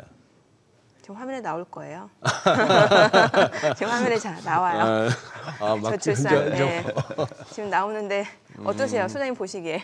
별로. 막 그러네요. 예, 예. 오늘은 2차 전지하고 자동차 관련주들 2차 전지는 뭐 실적 저 정도 되는 거 다 알고 있었고 이미 이미 반영했다. 예상했다. 뭐 이런 그쵸. 정도의 어떤 예. 흐름이라고 봐야 되겠죠. 예. 근데 워낙에 갈 길이 멉니다. 고점 대비 너무 많이 밀려 있어가지고 그런 상황인데 그 대신 또 몸 가볍게 움직이는 분들에게는 또 이제 기회가 온 거라 볼 수 있겠죠. 어우 좋으네요. 양봉으로 나온다는 얘기는 이제 좀 바닥이다라고 생각하는 투자자분들이 꽤 있다는 거예요. 그렇게도 볼 수가 있겠네요. 예, 네. 아까 우리 저기 뭡니까 유본부장님. 네. 지금 그래도 이제 9시 개장 이후에는 우리나라 얘기도 좀 해주세요. 네, 그럴까요? 국내 증시 하실 말씀 별로 없으셔도. 자 이제 뭐 그동안에 2차 전지 고생했고 최근 몇 달 사이 작년부터 고생했고 이제 반도체 쪽으로 많은 이런 관심이 쏠렸고 또 이렇게 권유가 있었고 반도체 쪽에서는 나름대로 성과가 있었고 네. 최근에 또 자동차도 꽤나 이제 움직이고 그럼요. 그런 상황 하에서 자 반도체, 자동차, 뭐 2차 전지 할 것 없이 다 우리나라 먹여 살릴 업체들이 산업들입니다. 네. 지금 조금 더 그러면은 더 각광받을 수 있거나 지금 이제 관심을 좀 가져야 될 부분은요. 네. 어느 쪽? 그러니까 오해를 하지 마셔야 되는 게 네. 제가 글로벌 보고 있지만 아마 글로벌 보는 사람들 중에서 제가 가장 강하게 한국 시장에 대해서 좋게 얘기하고 있을걸요. 네, 그죠? 네. 왜냐하면 미국 시장이 좋기 때문에 한국 시장이 좋을 수밖에 없다. 그리고 그게 짧더라 하더라도 1년 정도는 좋을 수 있다. 추가로. 예, 이렇게 보고 있는 거죠. 네. 예. 과거의 10년의 흐름을 보시면 예. 우리나라가 예를 들어서 미국이 5년 오르면 예. 암만 못해도 한 1, 2년은 우리도 같이 올라요. 예, 그래서 지금 타이밍이 그런 거죠. 그러니까 우리나라 시장이 미국 시장을 쫓아갈 거라고 생각하고 있고 더더욱이나 이제 기본적으로 보셨을 때 미국의 경기가 괜찮을 때 이때 우리가 같이 올라갑니다. 예. 근데 이제 지금 경기가 좋은 부분을 보시면은 뭐 여전히 우리가 다 전체적인 글로벌로 봤었을 때 매출 증가율이나 유닛 세일즈 그러니까 판매 대수가 높아지거나 이런 것들을 보면 네. 그게 IT 쪽 반도체 관련된 쪽이고 그게 바로 또 전기차와 전기차 관련된 부품 쪽이고 예, 이런 상황이죠. 물론 중간중간에 왔다 갔다 할 수는 있습니다. 그래서 제가 계속 드리는 말씀은 이런 우리나라가 글로벌 경쟁력을 가지고 있는 산업의 경우에 주가가 빠져주면은 충분히 매수를 할 수 있는 기회가 만들어진다. 네. 예, 그래서 뭐 예를 들어서 현대차, 기아차가 어제 뭐 그저께 좀 빠져줬으면 예. 이거 매수 기회였던 거죠. 어허. 네. 또 하이닉스가 지난주에 좀 빠져줬으면은 어저께 확 올라가는 것처럼 이런 식으로 뭐 삼성전자도 마찬가지겠죠. 그래서 네네. 저희는 여전히 얘기를 하고 있습니다만 한국 비중을 10% 11% 들고 가자. 그러니까 글로벌 포트폴리오의 10% 11%라는 건요 굉장히 큰 겁니다. 아까 시총 규모 보셨지 않습니까? 2%도 안 되는 건데 네. 5배를 들고 가는 네, 거예요. 네. 근데 요즘에 한 가지 희소식을 드리자면 네. 외국인들이 관심이 있어요. 아, 외국인들이. 우리나라 투자에 대해서 최근에 그러면 그런 측면에서 유입되고 있는 건가요, 매수세가? 그렇죠. 그러니까 왜냐하면 이게 제가 볼 때는 그분들이 우리나라의 어떤 그 지배구조 문제의 변화를 기대하면서 들어오는 거 아니고요. 그건 아니고. 그건 아니고 경기 사이클로 놓고 봤었을 때 반도체 산업과 전기차 관련된 산업은 지금 좋다. 예, 그러면서 여기에 이제 조금씩 지배구조를 바꾸려고 하는 뭐 바꾸는 게 아니라 이 주주 환원을 좀 바꾸려고 하는 모습이 나오니까 네. 뭐 현대차, 기아차라든지 뭐 등등 몇몇 기업들이 자사주 소각한다는 뉴스가 나오니까 이게 이제 호재가 되는 거죠. 예, 그래서 양쪽으로 물리는 거죠. 무슨 얘기냐면 경기 좋아질 수 있는 가능성과 네. 그 다음에 지배구조 이슈의 변화 예. 가능성과 이거 두 개, 그럼 우리 살 수 있다. 이렇게 되는 겁니다. 그래서 점점 관심이 많아지는 건 사실이에요. 여태까지 지난 10년 동안에 외국인들이 한국에 대한 관심이 정말 별로 없어서 항상 얘기를 해보면 예, 뭐 하려고 거기 투자하냐 이런 식이었단 말이죠. 그런 식까지였는데 요즘 보면은 좀 생기고 있어요. 스마트 마니들이. 저는 소장님 본부장님 나오셨으니까 뭐 국장 얘기도 중요하긴 합니다만 또 이럴 때 점검을 해봐야 될 것 같은 게 미국 상업용 부동산 글쎄. 이거 좀 여쭤보고 싶은데 최근에 또 뉴욕구 작은 은행들이 좀 흔들흔들하길래. 그 커뮤니티 뱅코프 뉴욕 커뮤니티 뱅코프 주가도 뭐 지금 이틀 연속 급락하고 있는데 이게 앞서 저희 뉴스에서도 보면은 뭐 위어크도 이미 파산 신청이고 물론 거기 같은 경우는 CEO 개인 뭐 도덕적 자질 논란 얘기도 있습니다만 그렇죠. 이게 참 딜레마예요. 예. 왜냐하면 이렇게 되는 이유가 뭐냐면 금리가 높기 때문에 그렇습니다. 그러니까요. 예. 금리가 높은데 이런 지방 은행들이라든지 대부분의 은행들은 우리가 뱅크런이라는 게 있잖아요. 예. 네. 예금이 빠져나올 경우에 대출을 너무 많이 해줬으면 그리고 이게 상업용 부동산 쪽이 비중이 높으면 당연히 터지는 거죠. 근데 이제 전체적인 큰 그림으로 본 숫자는 제가 지난주에도 와서 말씀드렸던 것 같은데 JP 모건이 미국의 예금의 14%를 들고 있어요. 예. 예. 그리고 대출은 50%만 해줬어요. 네. 그러니까 참. 결론적으로는 그거 다 인수할 수 있어요. 그렇기 때문에 어떤 그 시스템의 리스크는 별로 없다. 걱정하지 않아도 네. 된다는 네, 거예요. 숫자를 저희가 보니까 걱정할 필요 별로 없어요. 왜냐하면 그래요? 상업용 부동산 전체 부채가 모든 상업용 부동산이 다 망한다. 말이 안 되죠. 그건 말이 안 되지만 네. 그랬을 때 미국 GDP의 12.9%예요. 이거는 금융위기가 터졌었을 때 미국의 모든 가계 관련된 부동산이 망한다 했었을 때 GDP 80%였습니다. 네. 요거는 거의 뭐 4분의 1, 5분의 1 수준이고요. 여기에 뭐 한 10%, 20%가 깨지겠죠. 여기서 손실률이 한 50% 난다. 계산하더라도 미국 GDP의 어느 정도 수준이냐면 1.3%. 이건 충분히 JP 모건 혼자서도 감당 가능하다. 이런 얘기인 거죠. 그래서 제가 볼 때는 물론 리스크가 있죠. 그래서 변동성이 있을 겁니다. 그리고 그렇기 때문에 이런 지방은행에 대한 투자는 조심하셔야죠. 지역은행 쪽은. 그리고 우리가 이런 얘기를 합니다. 지금 만약에 그 거품으로 갈 수 있는 현상이 진짜 일어난다면 결국은 나스닥과 나스닥 100이 오르고 S&P 500이 쫓아가고 네. 은행주도 쫓아가는데 이게 퍼센티지가 완전히 틀려요. 예를 들어서 나스닥이 200% 오르는데 S&P 500은 70%밖에 안 오르고 금융주는 40% 오르고. 그래서 네. 아직까지도 거품이 온다 하더라도 네. 저희는 선택과 집중을 해야 되는 시기이고 똑같이 그걸 한국 시장에도 적용을 하시고 예. 선택과 집중을 하셔서 글로벌 경쟁력이 있는 기업에 투자를 하시는 게 맞다. 여전히 선택과 집중이 중요하다. 네. 알겠습니다. 그러면 짧게 본부장님. 네. 자, 설 전에 좀 줄이고 연휴를 맞을까 아니면 조금 뭐 현금 여유 있는데 좀 사들고 추석 넘길까? 종목에 이제 따라 설 다를 넘길까? 것 같은데. 그러면 뭐 할 말 없어지는 거고. 네. 사는 게 맞죠. 사는 게 맞다. 2월달 글쎄요. 근데 또 2월달이 좀 미국 시장이 좀 쉴 수도 있어서 헷갈립니다. 근데 2월 끝나기 전까지는 사는 게 맞다. 모든 투자의 판단의 책임은 다 본인한테 있죠. 네. 오늘 내용 잘 들었습니다. 고맙습니다. 고맙습니다. 감사합니다.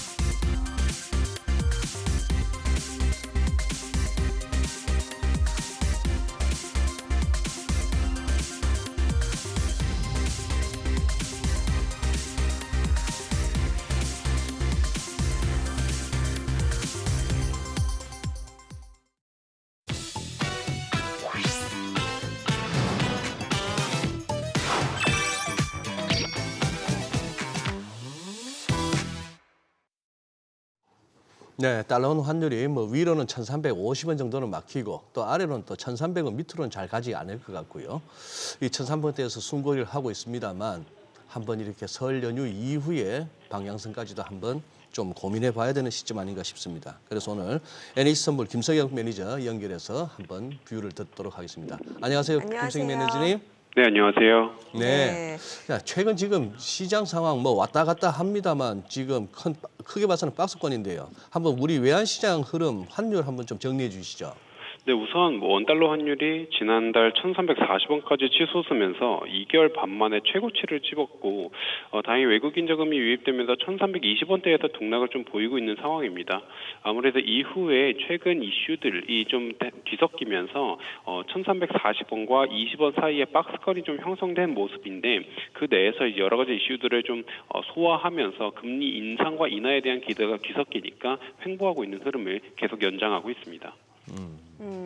지금 이제 미국 금리 인하 시기가 뭐 5월보다 더 늦어질 수 있다라는 인식도 꽤 커지는 것 같은데 그에 따라 미국 10년물 국채 수익률이 다시 좀 올라가고 있습니다. 물론 간밤에는 다시 좀 떨어지긴 했는데 뭔가 좀 국채 수익률 자체의 변동성도 커지고 있는 상황입니다만 그럼에도 불구하고 미증시는 오히려 또 안정된 상승세를 보여주고 있는데 2월달 흐름 어떻게 전망해 볼 수 있을까요? 뭐 아무래도 이제 국채 수익률에 대해서 먼저 말씀을 좀 드려보면 최근에 상승세가 꾸준하게 높아지고는 있죠. 뭐 최근 리펀딩 계획을 살펴보면 2분기 채권 발행 자체가 크게 줄었습니다. 아무래도 영래포 잔액 감속 속도를 방어하면서 진중금에 대한 타격이 크지 않을 것이라는 예상을 갖는게는 한데 이러한 상황 속에서 유동성에 대한 시장의 불안감이 좀 완화되었거든요. 여기에 더해서 긍정적인 실적 기대감이 미 증시에 같이 유입되다 보니까 최근 미국 증시에 대한 상승세가 점차 발현되고 있다 이렇게 보고 있는 상황입니다. 물론 비노 고용 지표 서프라이즈랑 파월 의장의 발언 같은 경우 4월 금리 인하 기대를 종식시키면서 채권 수익률이 다시 한번 올라갔습니다. 그럼에도 불구하고 수익률이 올라갔음이 결국에 기술주에 대한 밸류에이션의 저하로 연결되지는 않는 상황이고 실적과 최근에 이제 유동성에 대한 시장의 좀 안심세가 다시 한번 금리에 대한 인상이라는 어떤 불안정성을 좀 회복하고 증시에 대한 추가 상승 여력을 만들어내고 있다 좀 이렇게 보고 있는 상황이고요. 이러한 어떤 이유가 최근 미국에 대한 증시와 채권 수익률이 좀 디커플링되고 있는 모습을 발현하게 하는 요인입니다. 물론 밤 사이에는 아무래도 이제 뱅커프라든지 최근에 상업부동산에 대한 우려가 조금 유입되면서 국채 수익률이 다시 한번 내려갔지만 여전히 이제 미 증시 측면에서는 모멘텀 자체는 잃지 않았다 좀 이렇게 보고 있는 상황입니다. 네, 지금 이제 우리 달러 환율은 결국은 이렇게 제일 그래도 가장 영향을 받는 걸 꼽으라면 이제 국제 외환 시세겠죠. 달러 인덱스인데 이게 이제 103 공방을 갖다가 결국 끝내고 나서는 102 쪽인가 104 쪽인가 했을 때는 현재 어쨌거나 104 쪽으로 방향이 가닥이 잡혔습니다. 특히 이제 뭐 고용 지표 그리고 1월 FOMC를 거치면서 달러가 조금은 강해졌는데 그렇게 뭐 시장에 투자자분들의 관심을 끌만한 정도의 달러 흐름은 아니거든요. 그러나 우리 김성익 매니저님 보시기에 결국 금년 한 해 달러가 여기서 더 위로 강으로 갈까요? 아니면 뭐 약해질 만한 뭐가 모멘텀이 있습니까?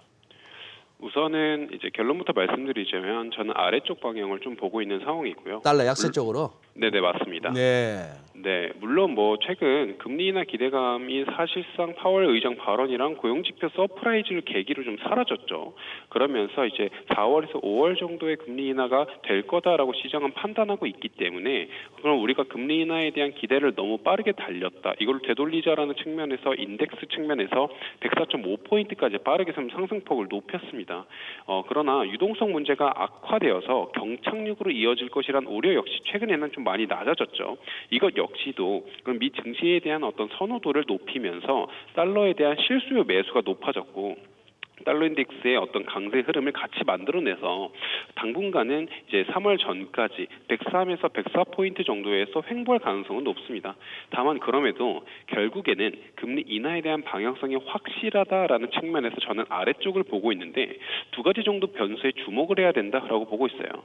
첫 번째로는 아무래도 CPI나 이제 고용지표 같은 것들의 계절 조정 값이 다시 한번 인플레이션에 대한 약화로 이어지는 근거 자료가 될 수 있을 거다라고 보고 있는 상황입니다.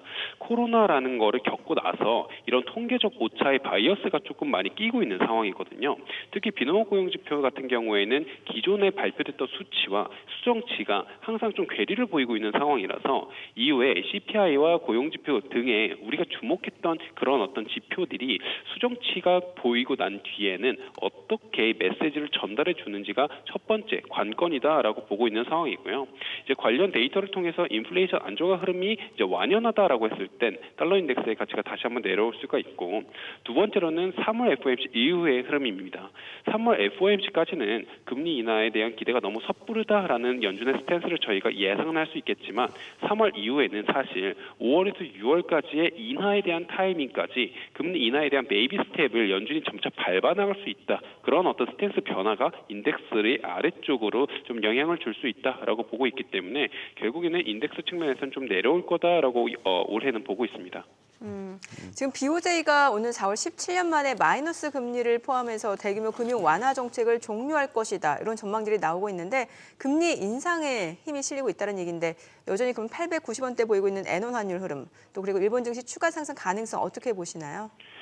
당연히 900원대가 깨진 890원이고 달러엔 기준으로 148엔 정도 수준에서 등락하면서 엔은 약세를 좀 보이고 있는 상황입니다.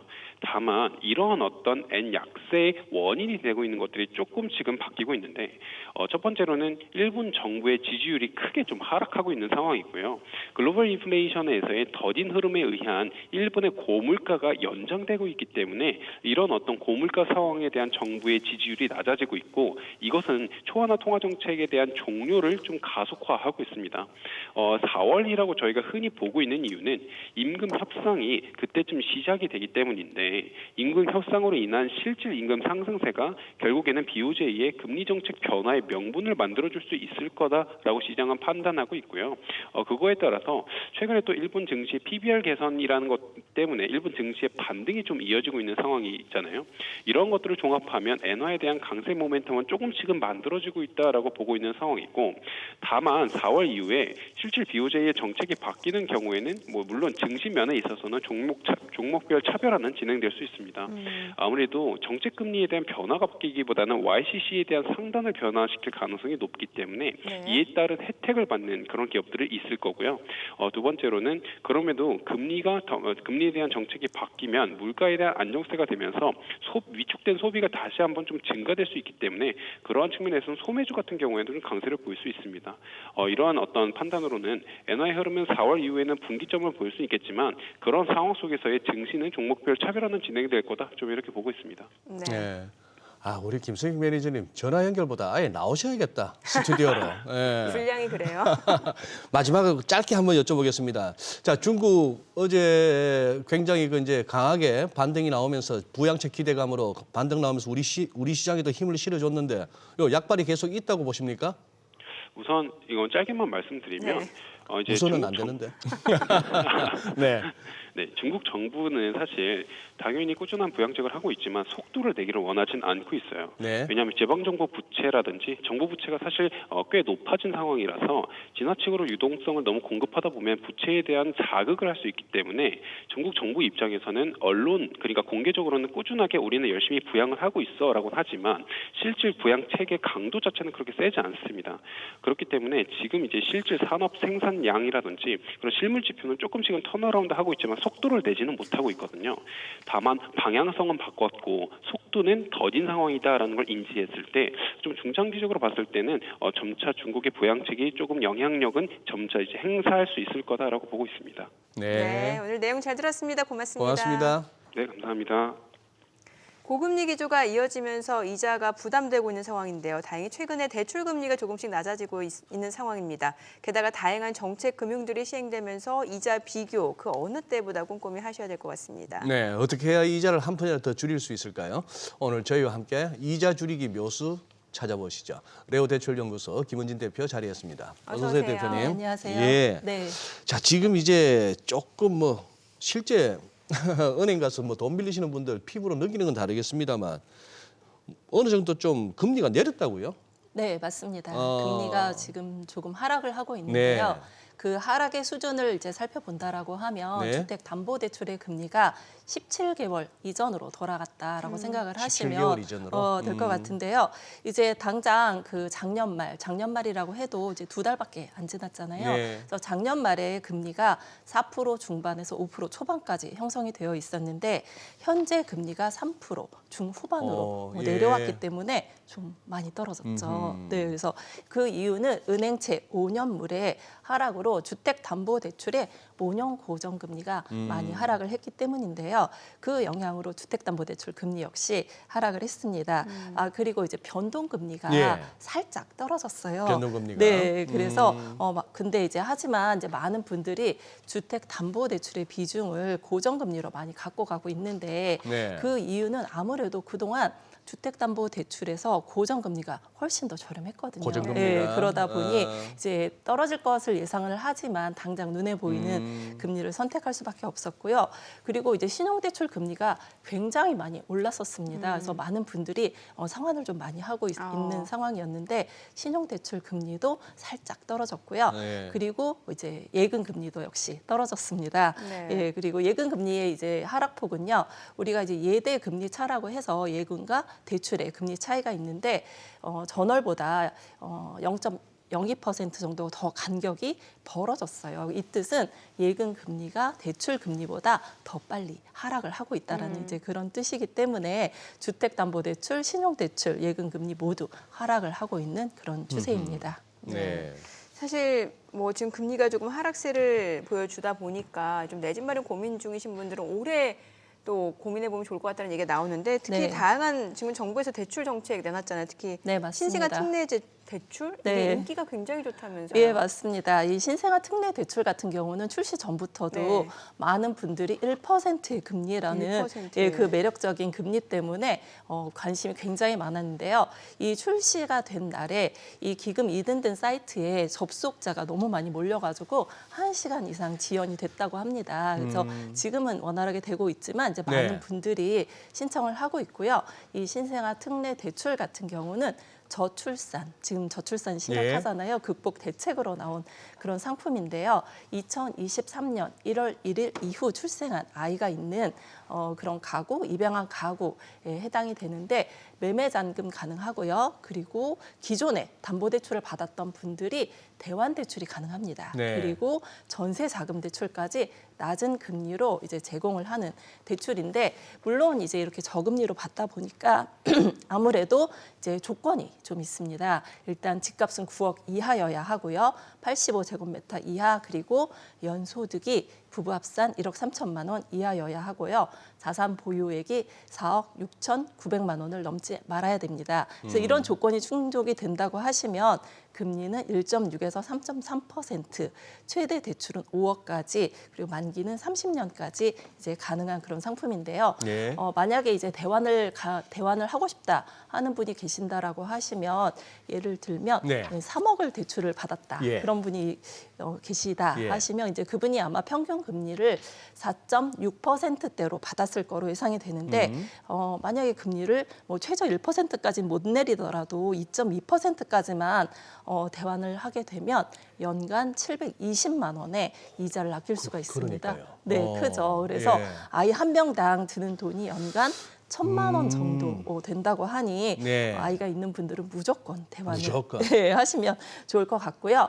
이렇게 대환하는 이제 수요 외에도 네. 제가 이제 공인중개사 분들을 만나서 좀 여쭤봤어요. 예. 혹시 이 신생아 특례 대출로 집을 사려고 하는 예. 분들이 있느냐 예. 했더니 의외로 많은 분들이 의외로 와서 많다. 집을 보고 간다. 근데 이분들 같은 경우 이제 전세로 계속 이제 거주를 하려고 하다가 이렇게 좋은 금리가 나오니까 이번 기회에 한번 매수도 고민을 해보겠다 하는 분들이 좀 많은 것 같습니다. 그래서 이 대환 수요 외에 매매 수요로 전환이 될지는 아무래도 이제 명절 지나고 수요를 좀 더 봐야 될 것 같습니다. 그러니까요. 네. 뭐 신생아 특례 대출이 됐건 뭐가 됐건 간에 좌우지간 아이요. 애기들 많이 낳는 사회로 만들어줘야 됩니다. 맞습니다. 이러다가는 진짜 큰일 나요. 진짜. 심각하죠. 심각해요. 네. 심각해집니다. 네, 맞습니다. 요즘은 정말 뭐 길 가다 진짜 놀이터에서 애들 뛰는 그 소리 들리면은 네. 감격스러워요. 아니 그 지하철에도 임신부석이 있는데 없어요. 늘 거의 그렇죠. 예, 비어 임신부석에 있어요. 참 비어 있죠. 네. 그러니 임신부 그 마크도 있지 않습니까? 네, 핑크색. 그거 뭐 전철을 타든 백화점을 가든 어딜 가든 그거 완전 달고 가면 모세의 기적이 벌어져요. 다 비켜드립니다. 근데 진짜 그 정도 대우해줘야 됩니다. 네, 맞습니다.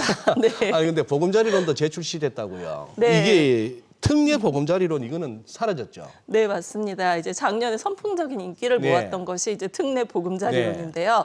특례 보금자리론은 그 이제 화려하게 퇴장을 했습니다. 29일 날 종료가 되었고요. 이제 30일부터 1월 30일부터 이제 보금자리론이 다 출시가 네. 됐는데 이 보금자리론은 이제 과거의 보금자리론으로 돌아갔다라고 생각을 하시면 될 것 같은데요. 이 보금자리론이라는 상품은요, 한국주택금융공사가 공급을 하고 있고요. 장기 고정금리 분할 상환 주택담보대출입니다. 근데 이 보금자리론은 이제 아무래도 역시 조건이 정부 상품이다 보니까 까다롭게 존재를 하는데요. 일단 주택 가격이 6억 이하인 분들만 가능하고요. 그리고 소득 규정이 있습니다. 그래서 소득 합산이 부부 합산이 7천만 원 이하인 분들만 가능한데 너무 이제 부부 합산 소득이 적다 네. 이렇게 생각하시는 분들이 좀 많은데 이제 좀 소득 요건을 완화하는 분들이 있습니다. 신혼 부부 같은 경우는 8,500만 원 이하인 분들이 가능하고요. 예. 여기서 또 아이가 등장을 합니다. 그래서 아이가 한 명 늘어날 때마다 소득이 1,000만 원씩 소득 요건이 완화가 돼서 한 명이면 8천, 두 명이면 9천, 세 명이면 소득이 1억이어도 이용을 할 수가 있고요.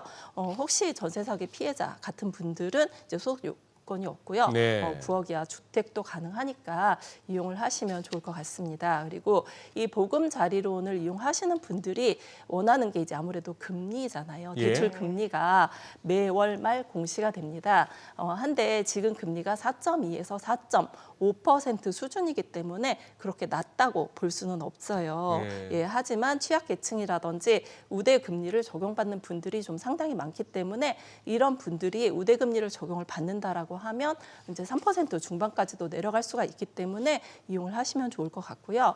이 보금자리론이 이번에 이제 달라진 것이 하나 있는데 뭐냐면 중도 상환 수수료가 이제 줄어들었습니다. 0.7%로 줄어들었는데 이 정도 수준이면 시중은행의 절반 수준입니다. 시중은행이 1.2에서 1.5% 수준이기 때문에 좀 낮게 중도 상환 수수료율이 정해졌고요.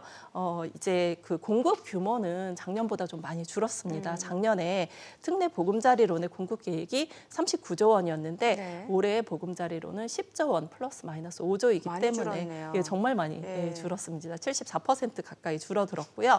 이 자리는 아무래도 이제 신생아 특례 대출이 27조 원 규모로 공급을 할 예정이기 때문에 대체가 가능하지 않을까 생각을 하고 있습니다.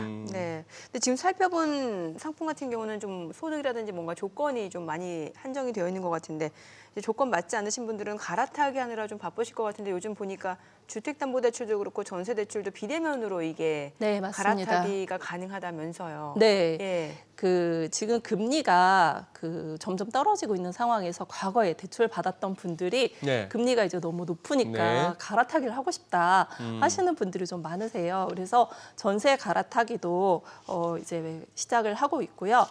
기존에 주택담보대출 갈아타기에 성공을 하신 분들도 꽤 많이 있습니다. 하지만 이제 고금리 기조는 당분간 계속될 것으로 보이고 있지만 연준에서는 그 금리를 더 이상 인상하지 않겠다라는 것을 시사를 했기 때문에 시장에서 인하 기대감을 반영을 해서 은행채는 떨어지고 있고요. 그리고 말씀하신 대로 지금 대한대출 네. 그 플랫폼에서 경쟁적으로 은행들이 금리 인하를 하고 있어요. 아무래도 고객을 뺏기는 것이 그렇죠. 싫죠. 예, 네. 그러다 보니까 시중 금리도 점점 조금씩 내려가고 있는 상황인데요. 만약에 대한대출로 내가 1.5% 정도 금리를 낮출 수가 있다라고 하면 1억을 대출받은 분들 같은 경우에 연간 150만 원 정도의 이자를 낮출 수 있고요. 이런 분들 같은 경우에 신용대출 금리가 굉장히 높았잖아요. 네네. 그래서 그거를 상환을 하다 보니 이 대출이 막 여러 개가 있는 거를 상환을 하면 아무래도 신용 점수도 좀 올라갑니다. 그래서 여러 가지 면에서 지금 대출 받은 분들한테 조금 이제 혜택을 많은 그런 상황이고요. 그 기존의 대환대출 금리가 떨어지면서 신규로 하는 그런 주택담보대출까지 조금씩 떨어지고 있고요. 말씀하신 대로 전세대출 갈아타기가 출시가 되면서 네. 많은 분들이 관심을 보이고 있는 상황입니다.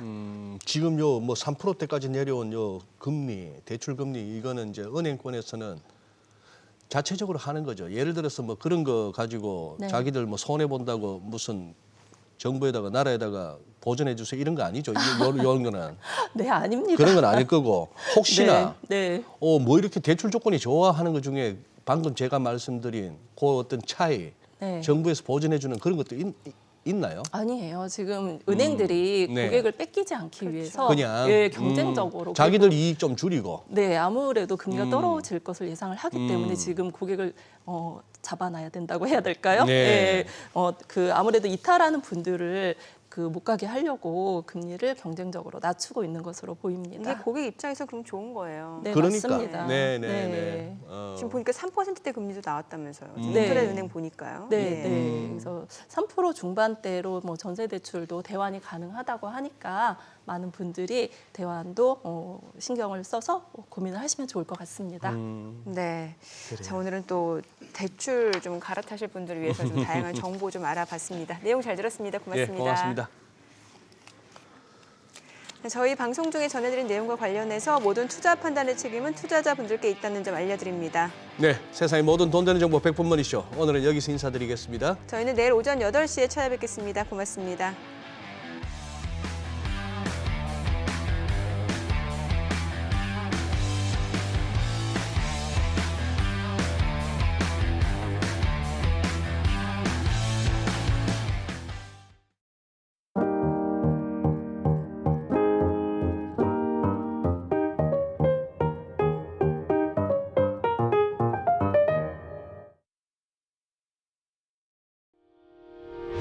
의견 있는 경제 채널 SBS 비즈